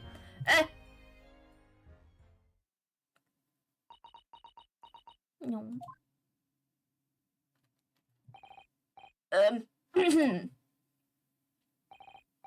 Don't trouble yourself, duly, your ladyship. I mean, at least you're not dead, are you? That doesn't help. I don't think that went very well. Okay. Look, I'm in the middle of an investigation. Yeah, Sunshine, I told you not to get on my foot. Okay, well, we're just investigating. And we have investigating to do ourselves. Yes. I'd like to hear more of what the socially inept inspector has to say. Oh, Hurley. And inquire into how Mr. Shom's operation is going. Okay. Let's talk to Mr. Gregson, scene of the crime. So, Inspector, what do you make of the crime scene here? You've got eyes, so how did you use it? That's what it looks like. Nothing more, nothing less. Iris, could you lend me a hand? So, Gracie, what do you make of the crime scene here? Oh, yes, your ladyship, to allow me here to humbly explain. Last night, shortly after the hour of 1 o'clock in the morning, Scotland Yard police attended the scene.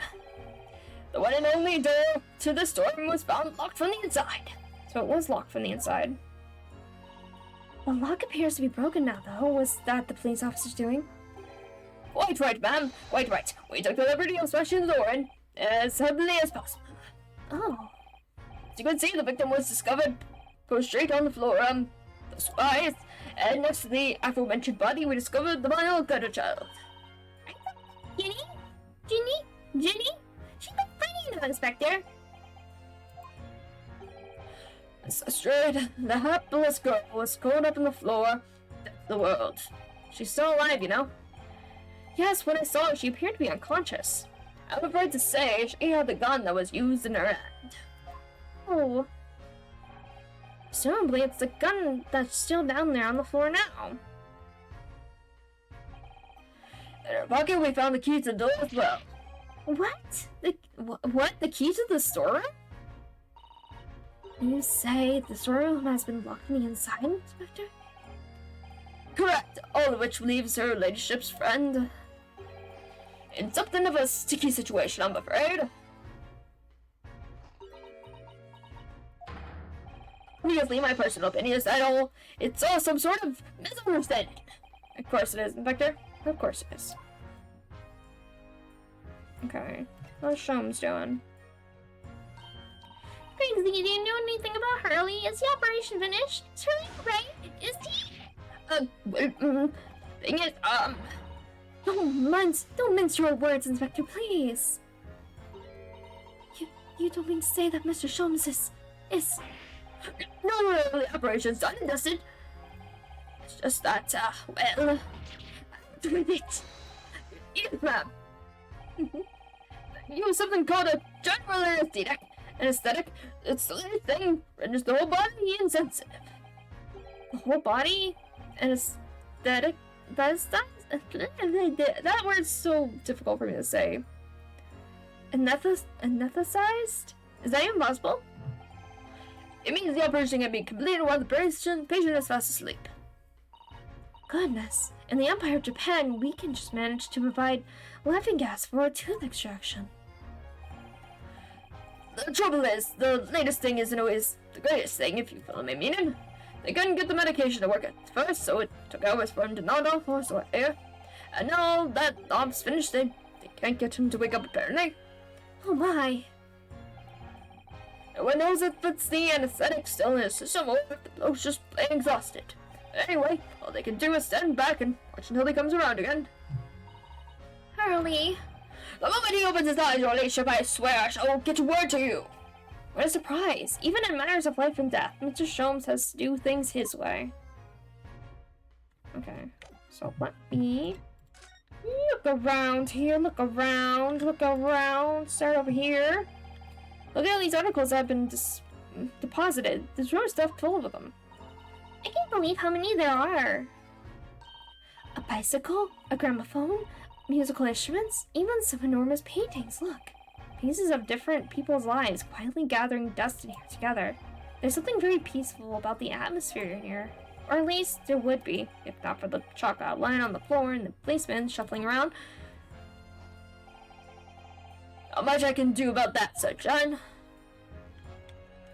Okay. Okay, so I guess let's go with the gun first. This is a revolver, a real one. And quite possibly the murder weapon used to take Mr. Windibake's life. What's the matter, Susie? You and Bruno look like you're about to faint. Well, it's just that I've already seen a gun in the flesh. And I've had issues with guns in the past. But anyway, we saw Mr. Windibake with this yesterday, didn't we? Oh yeah, this was his revolver, right? Because he was weirdly suicidal all the time. It must be the same gun. And last night, when I looked through the spy hole in the door to the storeroom here, that was the same gun I saw in Gina's hand. Mr. Windibake told us that he only ever had a single bullet loaded into his revolver, didn't he? Well, it's empty now. The one and only bullet he had in his gun has been fired. We can be fairly certain that only a single shot was fired from this revolver. Then where's the shell? Where's the casing? With a revolver gun, there'd be a shell, right? And it would be in the revolver. Wait, okay. I don't have it in my things.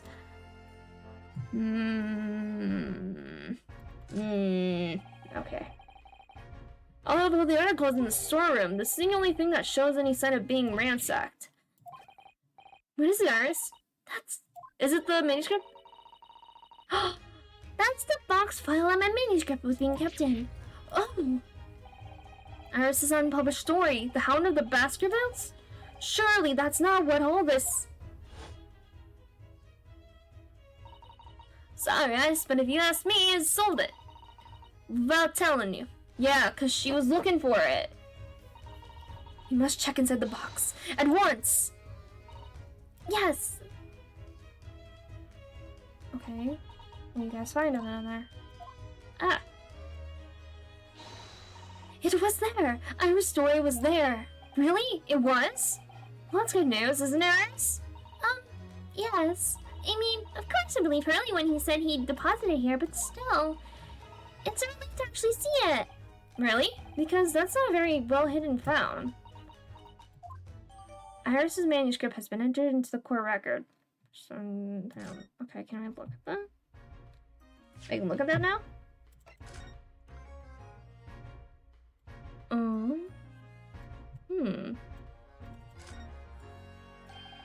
Hound of the Baskervilles. How does Zaza know the exact title of this unpublished story? I suppose I'll just have to wait until she's ready to explain it to me. I'm so sorry. Okay, interesting. Okay. Okay. Police have marked the position of the body with a chalk line.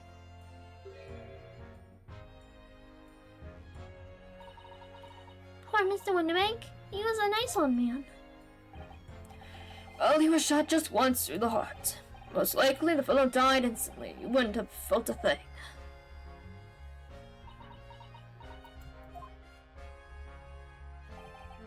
This must be his blood then. I don't like to have such a wretched time, Iris, but I wonder perhaps... She's on. Don't worry, Susie. I'm ready for action. Pew! Alright. Blue! Holy mo- okay. So that means the blood on the calendar is a different person's blood. Okay. So Mr. Windibank's is blue.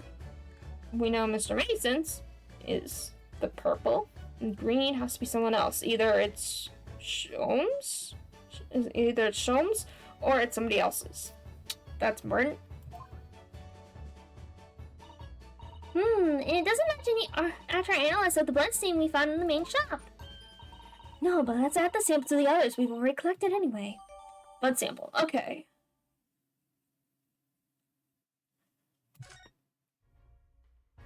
Okay. Iris? Don't worry, I'm alright. But we must find the true culprit. Yes, absolutely. Okay. Is there anything else for me to look at? I don't see anything. Okay, can we talk to the investigator? First. Okay, nothing in there, but can we present him with stuff? So, like, we show him this. Would you make it? When do you make this? Yeah, then. Redemption ticket for an article deposited here, is it? Looks like someone ran out of the office stationer and wrote the ticket on whatever paper was had. Yes, this is a ticket from from McGilda's Oak, the one the little driver turned up with yesterday. Oh, actually, no, it's not. Really? Think you know better than me, do ya? No, I don't mean to, but... Bruno's right, Grigsy. It isn't the same ticket. Of course it isn't, your ladyship. So what's all this about then, if I might be so bold as to ask? This is a second ticket. Second one. It seems that Mr. McGilda in fact had another article in storage here at Windibank's. Alright. I think we need to discuss this further with the inspector, Mr. Naruto. Oh good, because he's ever so easy to talk to. Okay. Second redemption ticket. The ticket was in one of the pockets of Mr. McGilda's overcoat. You mean to tell me? Yes, there was more than just the music box disc, it seems. Yes, now the lad's taking it back to the yard and examining it properly. Well, according to the details on this ticket, Mr. McGilder deposited another article here with Mr. Windibank. Yes, I can see it written here. Small box. What's it? Do you have any idea where it is, Greg? Any idea? Oh, it's another article belonging to Mr. McGilder. It could be an important clue. Well, yes, I suppose it could be.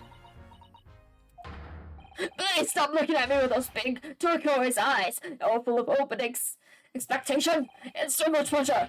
I'll lose my marbles. I'll go barking. This is no time for dog impressions, Inspector. That's us from you, Sunshine. There's one thing that springs to mind. Going to this ticket, the redemption deadline's already passed, isn't it? Oh yes, of course. Articles are only held for 2 months. So the small box will no longer be in here then? That's right, it's been forfeited.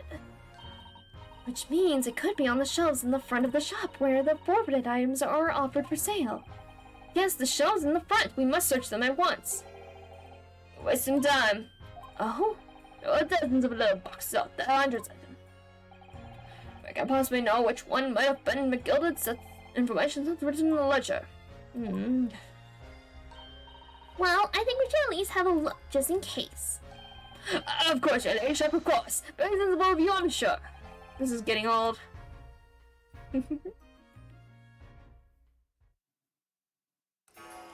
Oh. Ding dong, ding dong, dong dong. They jumped out of my skin there. How could Mr. Windibank set such a wicked trap? I doubt he set it out to scare anyone. Is that really the time? I think perhaps we should ping Kenna another visit. Oh? Her trial is tomorrow. We must establish whether or not you will be defending her. I think we should ask her one more time. She may have changed her mind. Don't you remember, Bruno? You told her she could rip up the representation papers if she didn't want you to be her lawyer. Really? Did I say that? Yes. Yes, you did. Yes, you did. The deadline for submitting the paperwork is fast approaching. In that case, we had better hurry back to the prison and talk to Gina about again. Okay. So is there nothing here? We're not gonna look for that box. Yes, that's where all the items that have been forfeited by their original owners are offered for sale. That's right. They're all got their little price labels on them, but there are so many. Whenever the small box this ticket was for is still on the shelf somewhere. The box that McGilder deposited here just over 2 months ago. Even if it were, finding it promises to be very troublesome indeed. There are so many boxes. It could be any one of them. Mr. Sholmes said that a pawnbroker's was the fastest place to store anything, more secure than a bank's vault. So perhaps the small box in McGilder counted as something of great value. Well, if that's the case, he'd probably have kept it locked. So then we need to find every box with a lock and break them all open. Yeah. Oh gosh, here we go again. That sort of misconduct would get you arrested. I won't let that happen. This takes me back. It's been some time since Zato last threw me. Okay. So I guess we're not gonna find it right now. Alright.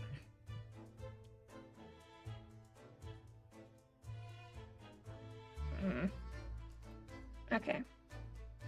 Let's go talk to Gina again.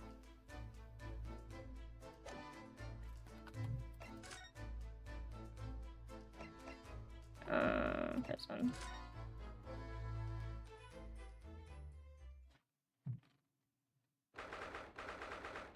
16th of April, 5:41 p.m. Local prison cell number 13. Gina, good, you're back.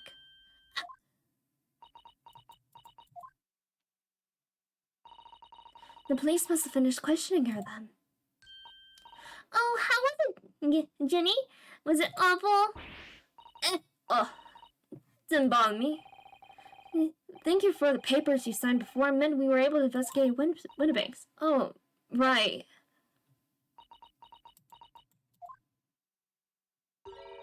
Don't you want to know how we got on? We've been never so busy. What's the point in asking? Won't change what everyone's saying that I did it?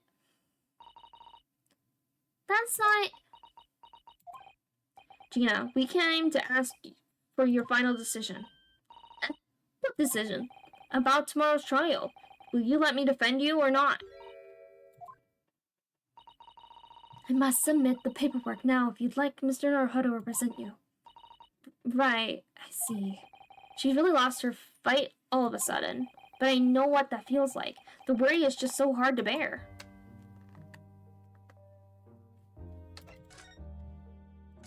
What we've uncovered.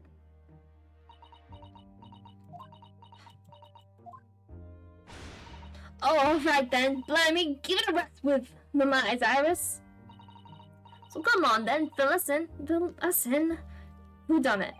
Unfortunately, we don't know that yet. You don't say. We don't know yet, Gina. But Mr. Naruhodo and all of us know that you are innocent of this crime.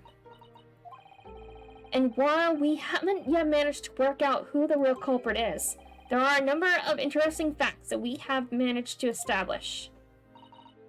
Oh yeah? Like what? Well, for example, the reason for you being there in the first place. I think I know why you broke into Winnebanks that night. It looks like I'm going to have to take some evidence that clearly reveals the reason, and thrust it into Gina's face. Or I could present it to her calmly, I suppose. Okay, the manuscript.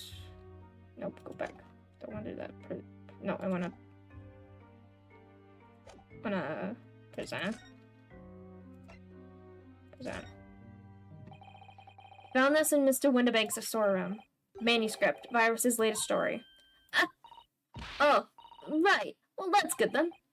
Curiously, the storeroom at Winnebanks showed no sign of being ransacked for items of value or the like, with one exception, the box file that housed this manuscript. It was you, wasn't it, Gina, who open the box containing this manuscript last night? You were determined to find out whether or not the Hound of the Baskervilles was really there. That's the real reason you broke into the storeroom last night, isn't it? Why don't you tell us what happened, please?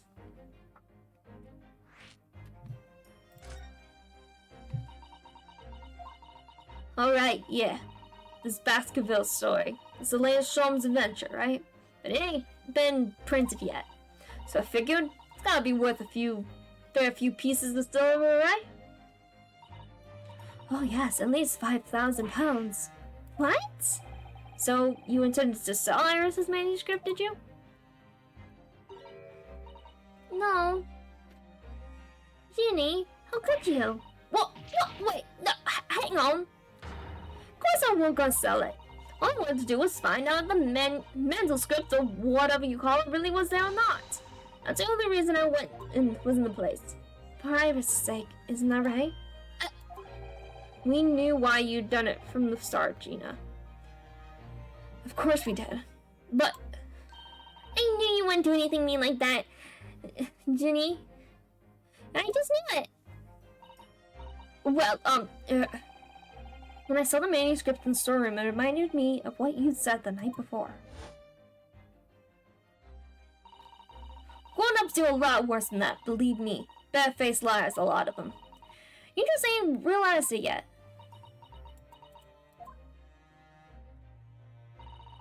I'm telling ya, that manuscript ain't at Winnebanks. You'd soon see if you had a look. If I'm honest, I have wondered if Hurley's telling me the truth sometimes. I mean, I sometimes wonder if he might have hidden my manuscript somewhere. Somewhere I don't know. Even though it's wrong of me to doubt him.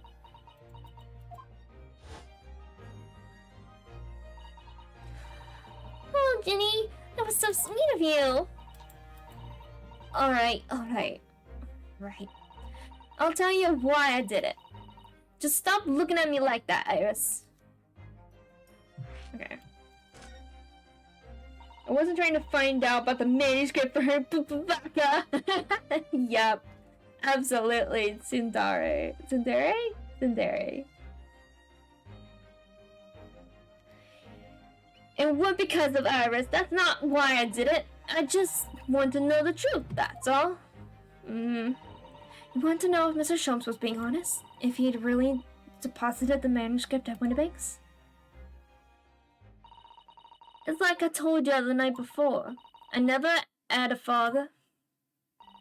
But Iris's lot ain't like mine. She got her dad, only she can't see him.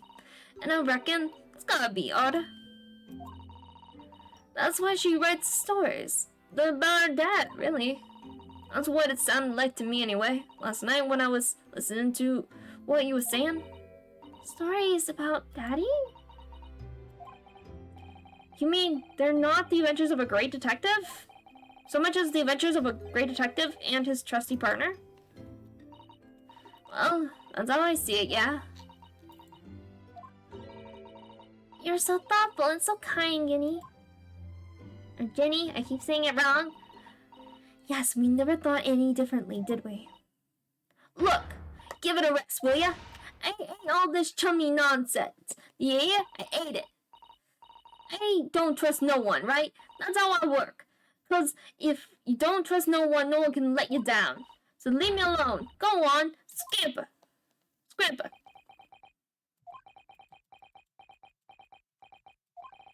I hadn't noticed until now, but it's mistakable. Right here, there, on both sleeves of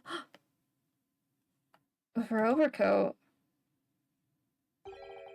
are some very suspicious red stains. What? Why are you looking at me like that? I think it might be worth presenting some of our other findings in that area to Gina. Okay, hold on. Present.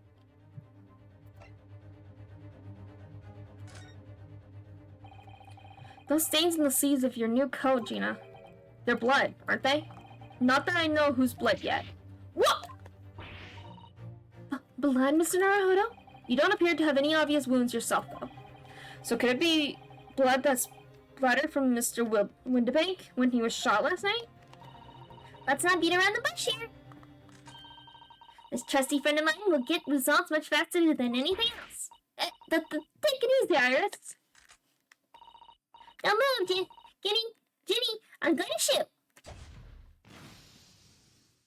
Okay, what colors are her sleeves? Purple! Oh, man. Huh. Huh. That is very strange. It looks like if Mr. Windibank was wearing this coat when he got shot. And then Ginny took the coat? But why would she do that? Or, hold on. Whose blood was purple? No, Mason! It was Mason!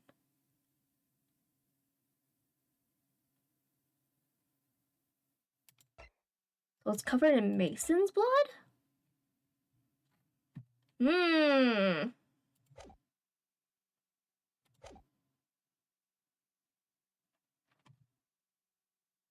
that's the coat that Mr. McGilded was wearing. Oh my! What the? Forget the sleeves! Well, of course covered in blood! Of course! The black color of the fabrics is masking the stains! That's why we haven't seen them until now! And the blood has reacted with the chemical to turn a purple color, which matches one of the samples we've already collected perfectly. Yes, now let's see who had the purple blood. Ah, yes, it was the brickmaker, Mr. Mason, the victim of the murder case 2 months ago.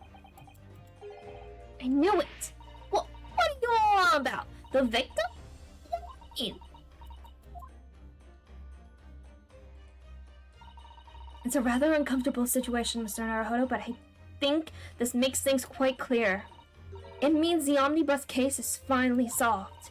The truth about who really murdered the brickmaker, Mr. Mason, is revealed. Yeah, so that means it was absolutely McGilded. Because this was McGilded's coat. So he got blood on him. And he got rid of the coat to hide the blood on him. The only blood that was left that was still on him was his gloves. And that could be easily, like, explained away. But having blood splattered all over him? That's not, that you can't just explain that away so easily. So Mr. McGilded is the one who killed Mason. Absolutely. Great. Now who killed Mr. Winterbank? Who killed him? Oi! Will someone explain what's going on? Stop telling off the story.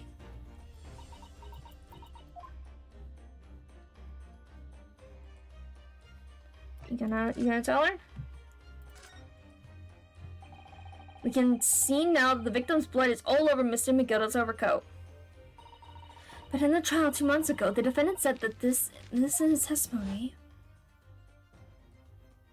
Now I ask yous, what good-hearted soul wouldn't rush to help a fella bleeding from his stomach? I wasn't about to start worrying about me gloves now, was I? I reached out to give the man a hand. But if you look at this overcoat now, it's clear. These stains couldn't have arisen from McGilded trying to pull the victim to his feet. No, if that was what had really happened, the blood would have splashed all over the front of the coat. The only explanation for this pattern of blood is that it splattered over McGilded's coat when he stabbed the victim in the stomach. I've tried to run from the truth for long enough, but there's no escaping it now. The true culprit in that case, Mr. Mason's killer, was Magnus McGilded. Alright, well, we got that case closed. But why? That's the question. Why did he kill Mason? Mr. Naruhodo, that horrible case is solved at last. And I helped the man walk free from the trial. Well, not for long, don't worry. I used all that twisted testimony and all that sham evidence to prove his innocence. How could I have let that happen?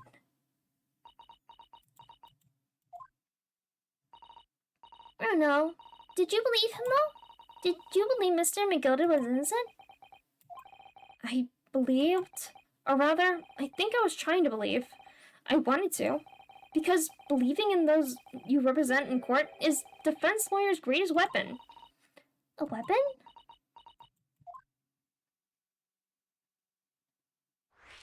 Lawyer's weapon. Before we came to Great Britain, a great friend of mine taught me a valuable lesson.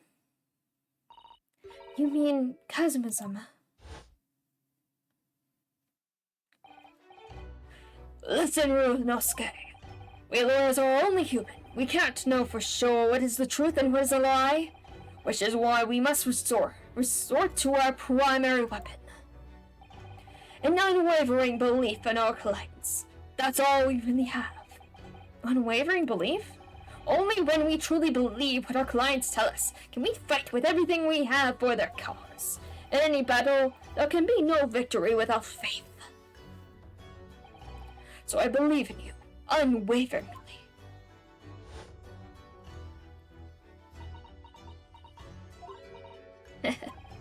What's funny, Gina? Cool. Sounds like in this empire of Japan you come from, everyone must be soft. Oh, come on. Look at the mess it's gotten you into believing in that bog trotter. Yes, I inadvertently helped a murderer walk free. Well, at least you've learned your lesson now, eh? Believing in people's never worth it. Someone always stabs you in the back in the end. So as you let down your guard, you've had it. Take a leaf out of my book. Leave no one, get up by no one. Gina, may I ask you something? What? I'd just like to make absolutely sure. What would you like us to do with these representation papers for tomorrow's trial? How many times do I have to say it? Rip them and chuck them away. Are you really sure that's what you want? I bet that's what it wants and all. No, now I'm a believer lawyer over there. Don't forget it was me that in that trial 2 months ago. I led everyone up to the garden path, didn't I? And you're telling me you can believe in me after that? Not likely. Well, Mr. Naruto, A lawyer's primary weapon is an unwavering belief in his clients. Ultimately, it comes down to whether or not I feel I can trust Gina after everything that's happened. I trust her, absolutely. She's not a killer. Gina, let me say it again. Please allow me to represent you in tomorrow's trial. You have baked. Not at all. You've not once admitted to committing the crime, have you? What's more, I believe that you're telling me the truth. Seriously, Mr. Narod. Oh. Didn't you hear all of what I said before? I'm a born liar. That was just trip off me tongue. And I'm a diver, don't forget. I pulled the wool over your eyes 2 months ago and got you in all sorts of trouble. Why would you ever trust me now? I just don't get it. Gina, I do understand why you chose not to put your trust in others. But I assure you, there's more to this life than you yet realize. What do you mean? The world we live in is full of people you would do very well to trust. People who won't ever let you down. It's true that I'm just a student of law and I'm certainly lacking in courtroom experience. But I can promise you this. Whatever happens, and until my very last breath, I am completely on your side.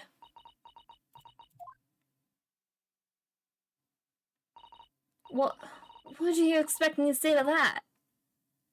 Aww. Aww. Aww. It's decided. I will take these papers now and carry out the necessary preparations for tomorrow's trial. It would be a shame to throw them away now after it's been penned with your name so beautifully. The way you like. You Eastern Madar. I don't know what you are. I don't get ya. That's great. Yay! Gina's taken herself off to the back of her cell. She'd never admit it, but I hope she's feeling relieved. That turned out alright in the end, I think.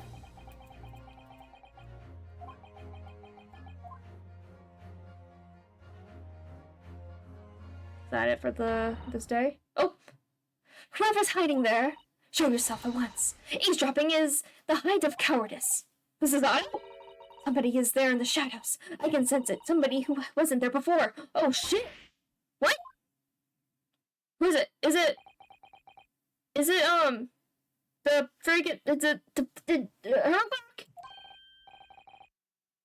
Blimey, you're sharp, eh? Oh, Grayson! I suppose you were using one of those mystic Japanese arts, the I've still heard so much about. If anyone was being stealthy, it was you, Inspector. Crazy! Oh dear me, I am most terribly sorry, your ladyship. I didn't mean to startle you. Have you been listening in our conversation? A good brave listening? No. I just got word there were some visitors who were refusing to leave even though it was after us. I assure you, your ladyship, I only just arrived. This very minute, not a moment earlier. No, it is nothing untoward, nothing. After hours. Is it that late already? So then I'll excuse myself now, your ladyship. And I'll do the journey all the best. Bye. That's a lot of farewells, and not one of them appropriate for her ladyship. that? I'm silly, but time is pressing at the moment. I see. That's a shame. If I don't get this emergency at the Supreme Court dealt with Sharpish, Lord Strongheart will, well, Emergency? Lord Strongheart? I forgot I said anything. Anyway, I'm off. Crazy. If you have to, then let's chat soon. Tom, catch what? If you believe my pleasure. That's a lot of pleasantries, and not one of them sounded sincere. Crazy's so funny. He says such silly things. Certainly entertaining to see an inspector of the police funning to a 10-year-old girl. But anyway, I wonder what this emergency is at the Supreme Court. I must attend the court clerk's office now before it closes. Yes, of course. Thank you, Mrs. Otto. Kindly escort Iris home now, Mr. Otto. I shall meet you there later. Okay.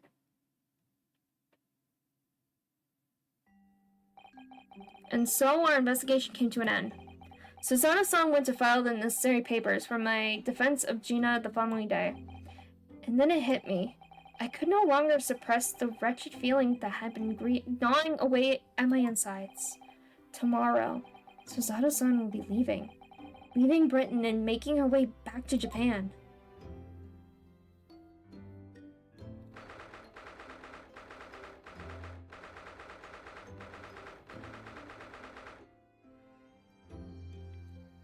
I feel like we're close to the end of this part of the chapter, so I'm gonna keep going until that. I think we're right there.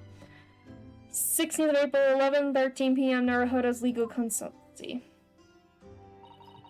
Naruhodo-san, it's been a very trying day, hasn't it? I do hope you're not too exhausted. What about you, Susanna-san? Today has been even more trying for you, I'm sure. Mrs. Sholmes was shot before her eyes. Gina was arrested.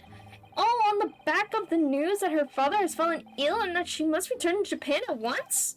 I hope your father recovers soon. Thank you for your kind words.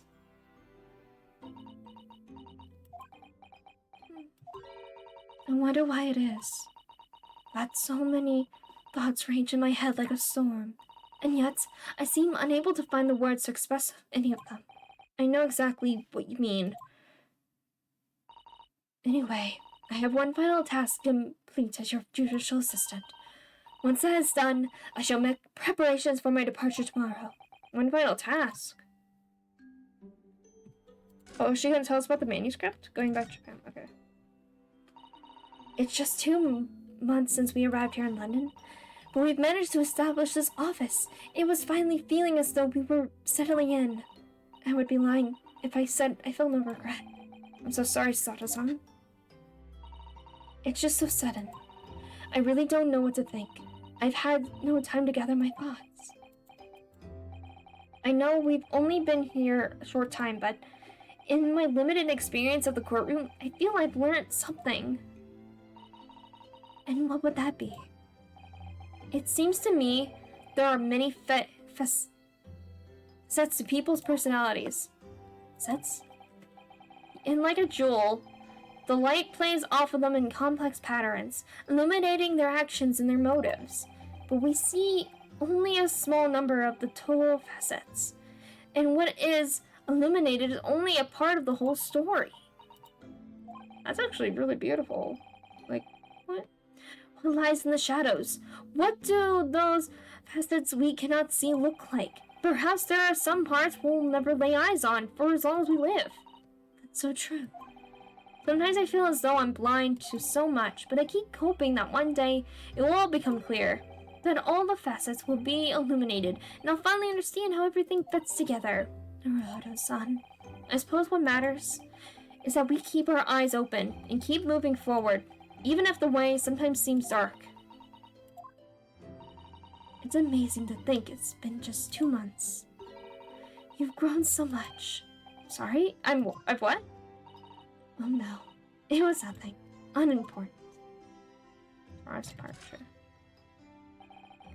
Do you know what time you will leave London in the morning? Itchy.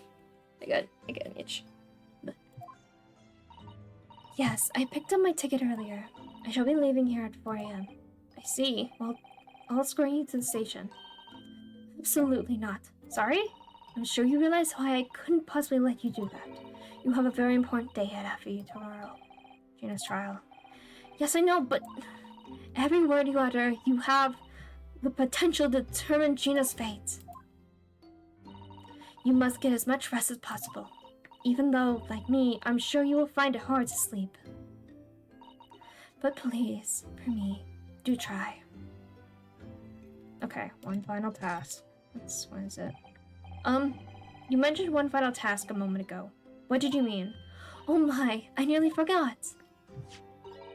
Please, I want you to have this. What is that? Some huge bundle of documents? It's my notes from the case 2 months ago. Oh shit! Fuck yes, Susato-san! The murder that was committed on the omnibus. The McGill case. It seems to me that this case of Mr. Windibank's murder, of which Gina is accused, is very much tied up with that omnibus case in ways that are not yet completely apparent. So I took the liberty of consolidating my writings about the case for you. With everything else she's had to think about, Susato-san still managed to do this. Now neatly laid out for me in her beautiful handwriting. It was my pleasure. I can only hope that it will bolster your case tomorrow for Gina. Thank you so much, Susato-san. I will do my best to use it wisely. You really are the best judicial assistant in the world. Well, that's extremely flattering. But I'm sorry to say that I've been a complete failure. Sorry? I didn't quite catch what you said there. Oh, ignore me. I was just mumbling to myself. The McGill case notes have been entered into the court record. Wow. Well, it's getting rather late. I think you should go to bed now, Naruto-san. I must finish packing up my things in my room. Susato-san, I wish you the very best of luck tomorrow. Good night. Wait! There's something I need to say. What? What was that? A secret technique of mine. The Susato shutdown. Shutdown?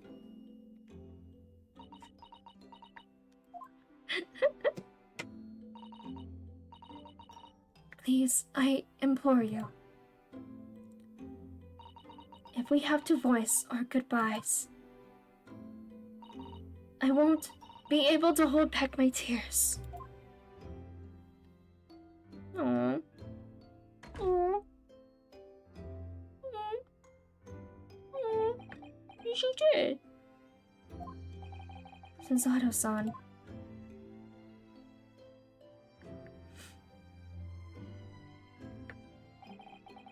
Truly had been a trying day.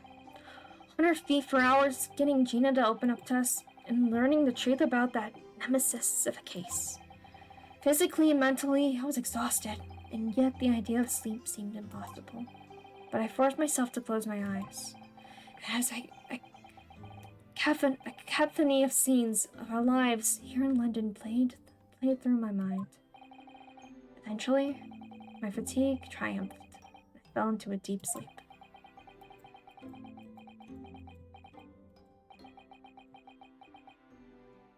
Morning best girl alert. Yes, absolutely. Oh man!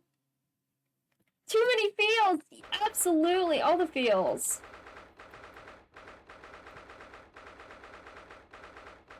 Oh, okay, there's something going on with Shomes, but we're saving it here. We're saving it here. Absolutely. Oh my gosh. Oh, so sad! Let's go to this. There we go. So many feels. Oh my god. I can't. Oh my god. Just so many feels. It's ridiculous. We got way too many feels. We got 3 girls giving us feels, and it's not fair. We got too many feels. Too many feels to feel, and not enough mental capacity to feel them all at the same time. I don't know. Oh my gosh, I'm so excited. So we have absolute evidence that McGilded was the one who killed Mr. Mason. That is insane. Oh my gosh. I was not expecting that at all. That the coat that Gina's been wearing this like whole while is covered in blood. That's crazy. And this game is so good. Honestly, it's so good. Like, I don't know, there's so many layers to this game compared to, say, like, the original Ace Attorney trilogy. Like, I love those. I love the characters in those. I love the ridiculousness of all the cases. But man, this one hits hard. It's really good. Really, really good. I'm really excited to see how this is gonna end, because this has to also have to do with Mr. McGilded. Like, absolutely has to do with it. So, we'll have to see who these 2 thugs are, how are they involved, what are they trying to get, and how does this all lead back to the police? Because it absolutely has to lead back to the Chief Justice Strongheart. It has to. Absolutely. Oh. What do you think? What do you think, Scott? Any last parting words for the night?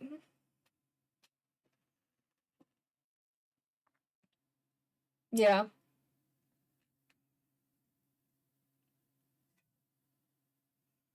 Yeah, it has to. It has to. It absolutely has to. That guy is way too suspicious for his own good.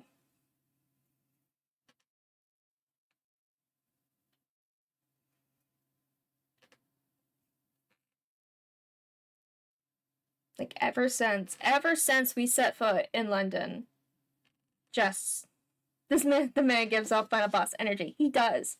But ever since getting to London, it's just like being put on a case that seems like open and shut, that Mr. McGilded was a murderer. And then we found him innocent because he, messed with the evidence stuff. But then Mr. McGilded was murdered in the courtroom inside the literal the scene of the crime. That's insane. Over and over again, he's been putting us in a position to screw. Yes, absolutely. And he definitely set that bar. Absolutely. He has some person in the police that's working for him. Not Gregson. I don't think it's Gregson. Just some, whatever. Nobody.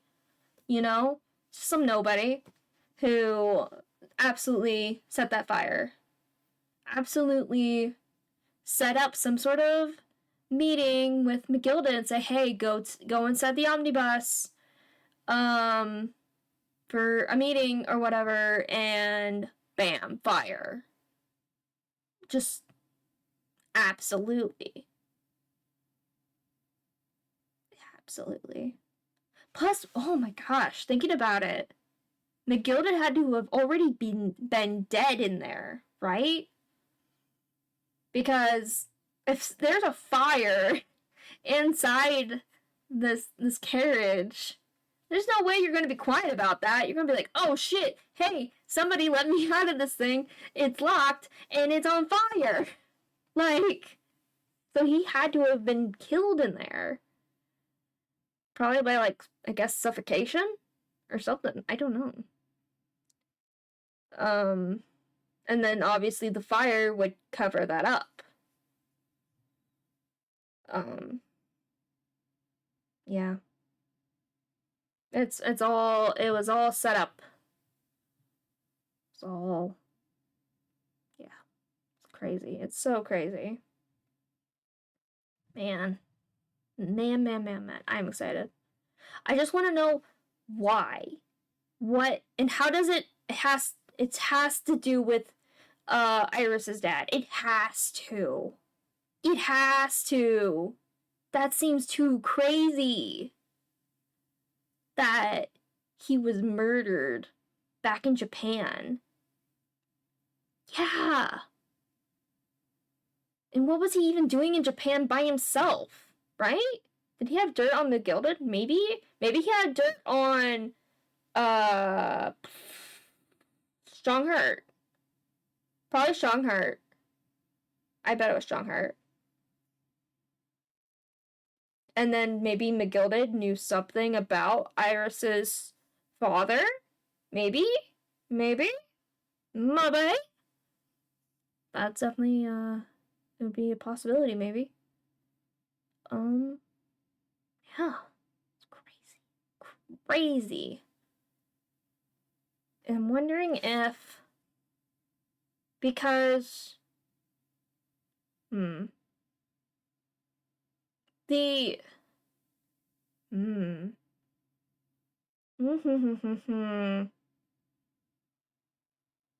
just wondering how McGilded and John H. Wilson are connected to each other. I don't know. Because I feel like Wilson wouldn't be like wanting to work with somebody as like Mr. McGilded, because he's definitely sketchy as fuck. I don't think he would normally work with him. So it's very interesting.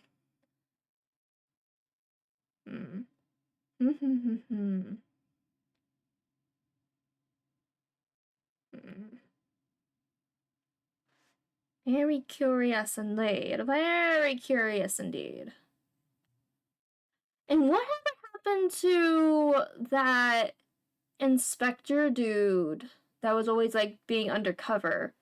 Like with the murder case involving Iris's father, he was undercover as a waiter at that restaurant. Where, like, he was also on the boat to London. Yeah. Because he was on the boat with us to London. So where did he go? Like, what happened with him? Did he just go back to Japan? Because I think part of his, like, mission with going on the ship with us was to, like, kind of make sure we get there safe and stuff, but I don't know. Maybe he did. Maybe he did go back to Japan or something to send a message about what happened to Kazuma. But I don't know. I don't remember. Man, I'm excited. I'm excited for this trial. I am hyped. I cannot wait. I can't wait for next week. Hopefully nothing comes up next week, because I'm like, I want to know. I want to know. I want to know. I'm so excited. Okay, let's try to finish off, because I'm going to spend here just... Yeah, who shot the shopkeeper? It had to be one of the thieves. It had to have been. Because I bet because there was only one bullet in the chamber, right? I bet that bullet is the one that's in the calendar, not the one that's in, Mr. Windibank. I don't think it's the same. I don't think that's the bullet. Not to mention, you can shoot someone through the freaking little door thing in the like, look-through part in the door, like, obviously. And based on how he fell, it looks like that's what happened. I don't know. But we'll have to see at the trial, because they've been called into it as witnesses. So we'll have to see. See who they are. I bet, I'm thinking one of them has to be the, Benedict dude, the Egbert Benedict, the guy who was trying to get the coat before. Has to be. Has to be. Has to be. I remember the shadows a bit. One of them was like a taller guy, and then the other one was a really round person. Like, I don't know how to describe. He kind of had a... Yeah, absolutely. Absolutely hired by Strongheart. Absolutely. He has to be. Has to be. And I'm also curious what this, the situation that Gregson was talking about, that there was like an emergency situation. What is that about? I'm very curious.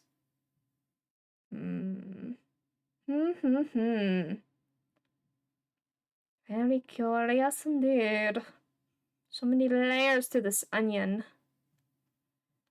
So many layers to this, lasagna. I don't know.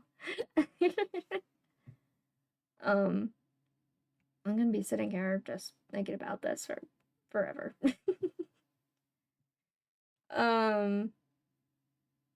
Yeah, I'm excited. I'm excited. Okay, you're getting off? Okay. Thank you for hanging out, Scott. Ugh, I definitely need a good stretch. I gotta work tomorrow. Okay, you have fun, get some sleep. Yep, it was fun, very fun. I am excited for the next week. I'm excited to get this trial started. Peace. See you, dude. Okay. So that is going to be it for the night. Let me play some. Do I have my music thing up? No, I don't. I got rid of it. Whoopsie doodles. Oh, whatever. No music. Don't need it. Who needs music? Who needs it? Anyway, that's gonna be it for tonight. Thank you for hanging out and watching. That was a lot of fun. Yeah. Oh boy. Alright. Have a good night or day or wherever, whatever, or whenever, however, whoever. Do whatever you want. Except don't hurt people. I don't know. Love the kitty. Yeah. I'm excited. I can't wait to play more. It's so cool. Yeah, that's gonna be it for tonight, for this week, and next week we will play some more and find out what's going down and who killed Mr. Windabank. Windabank? Not Windabake, like baking, but Windabank, like a bank. Yes. That. I don't know. Anyway, that's gonna be it for tonight. Have a good night. Thank you for watching, hanging out, whatever. Goodbye. Good night.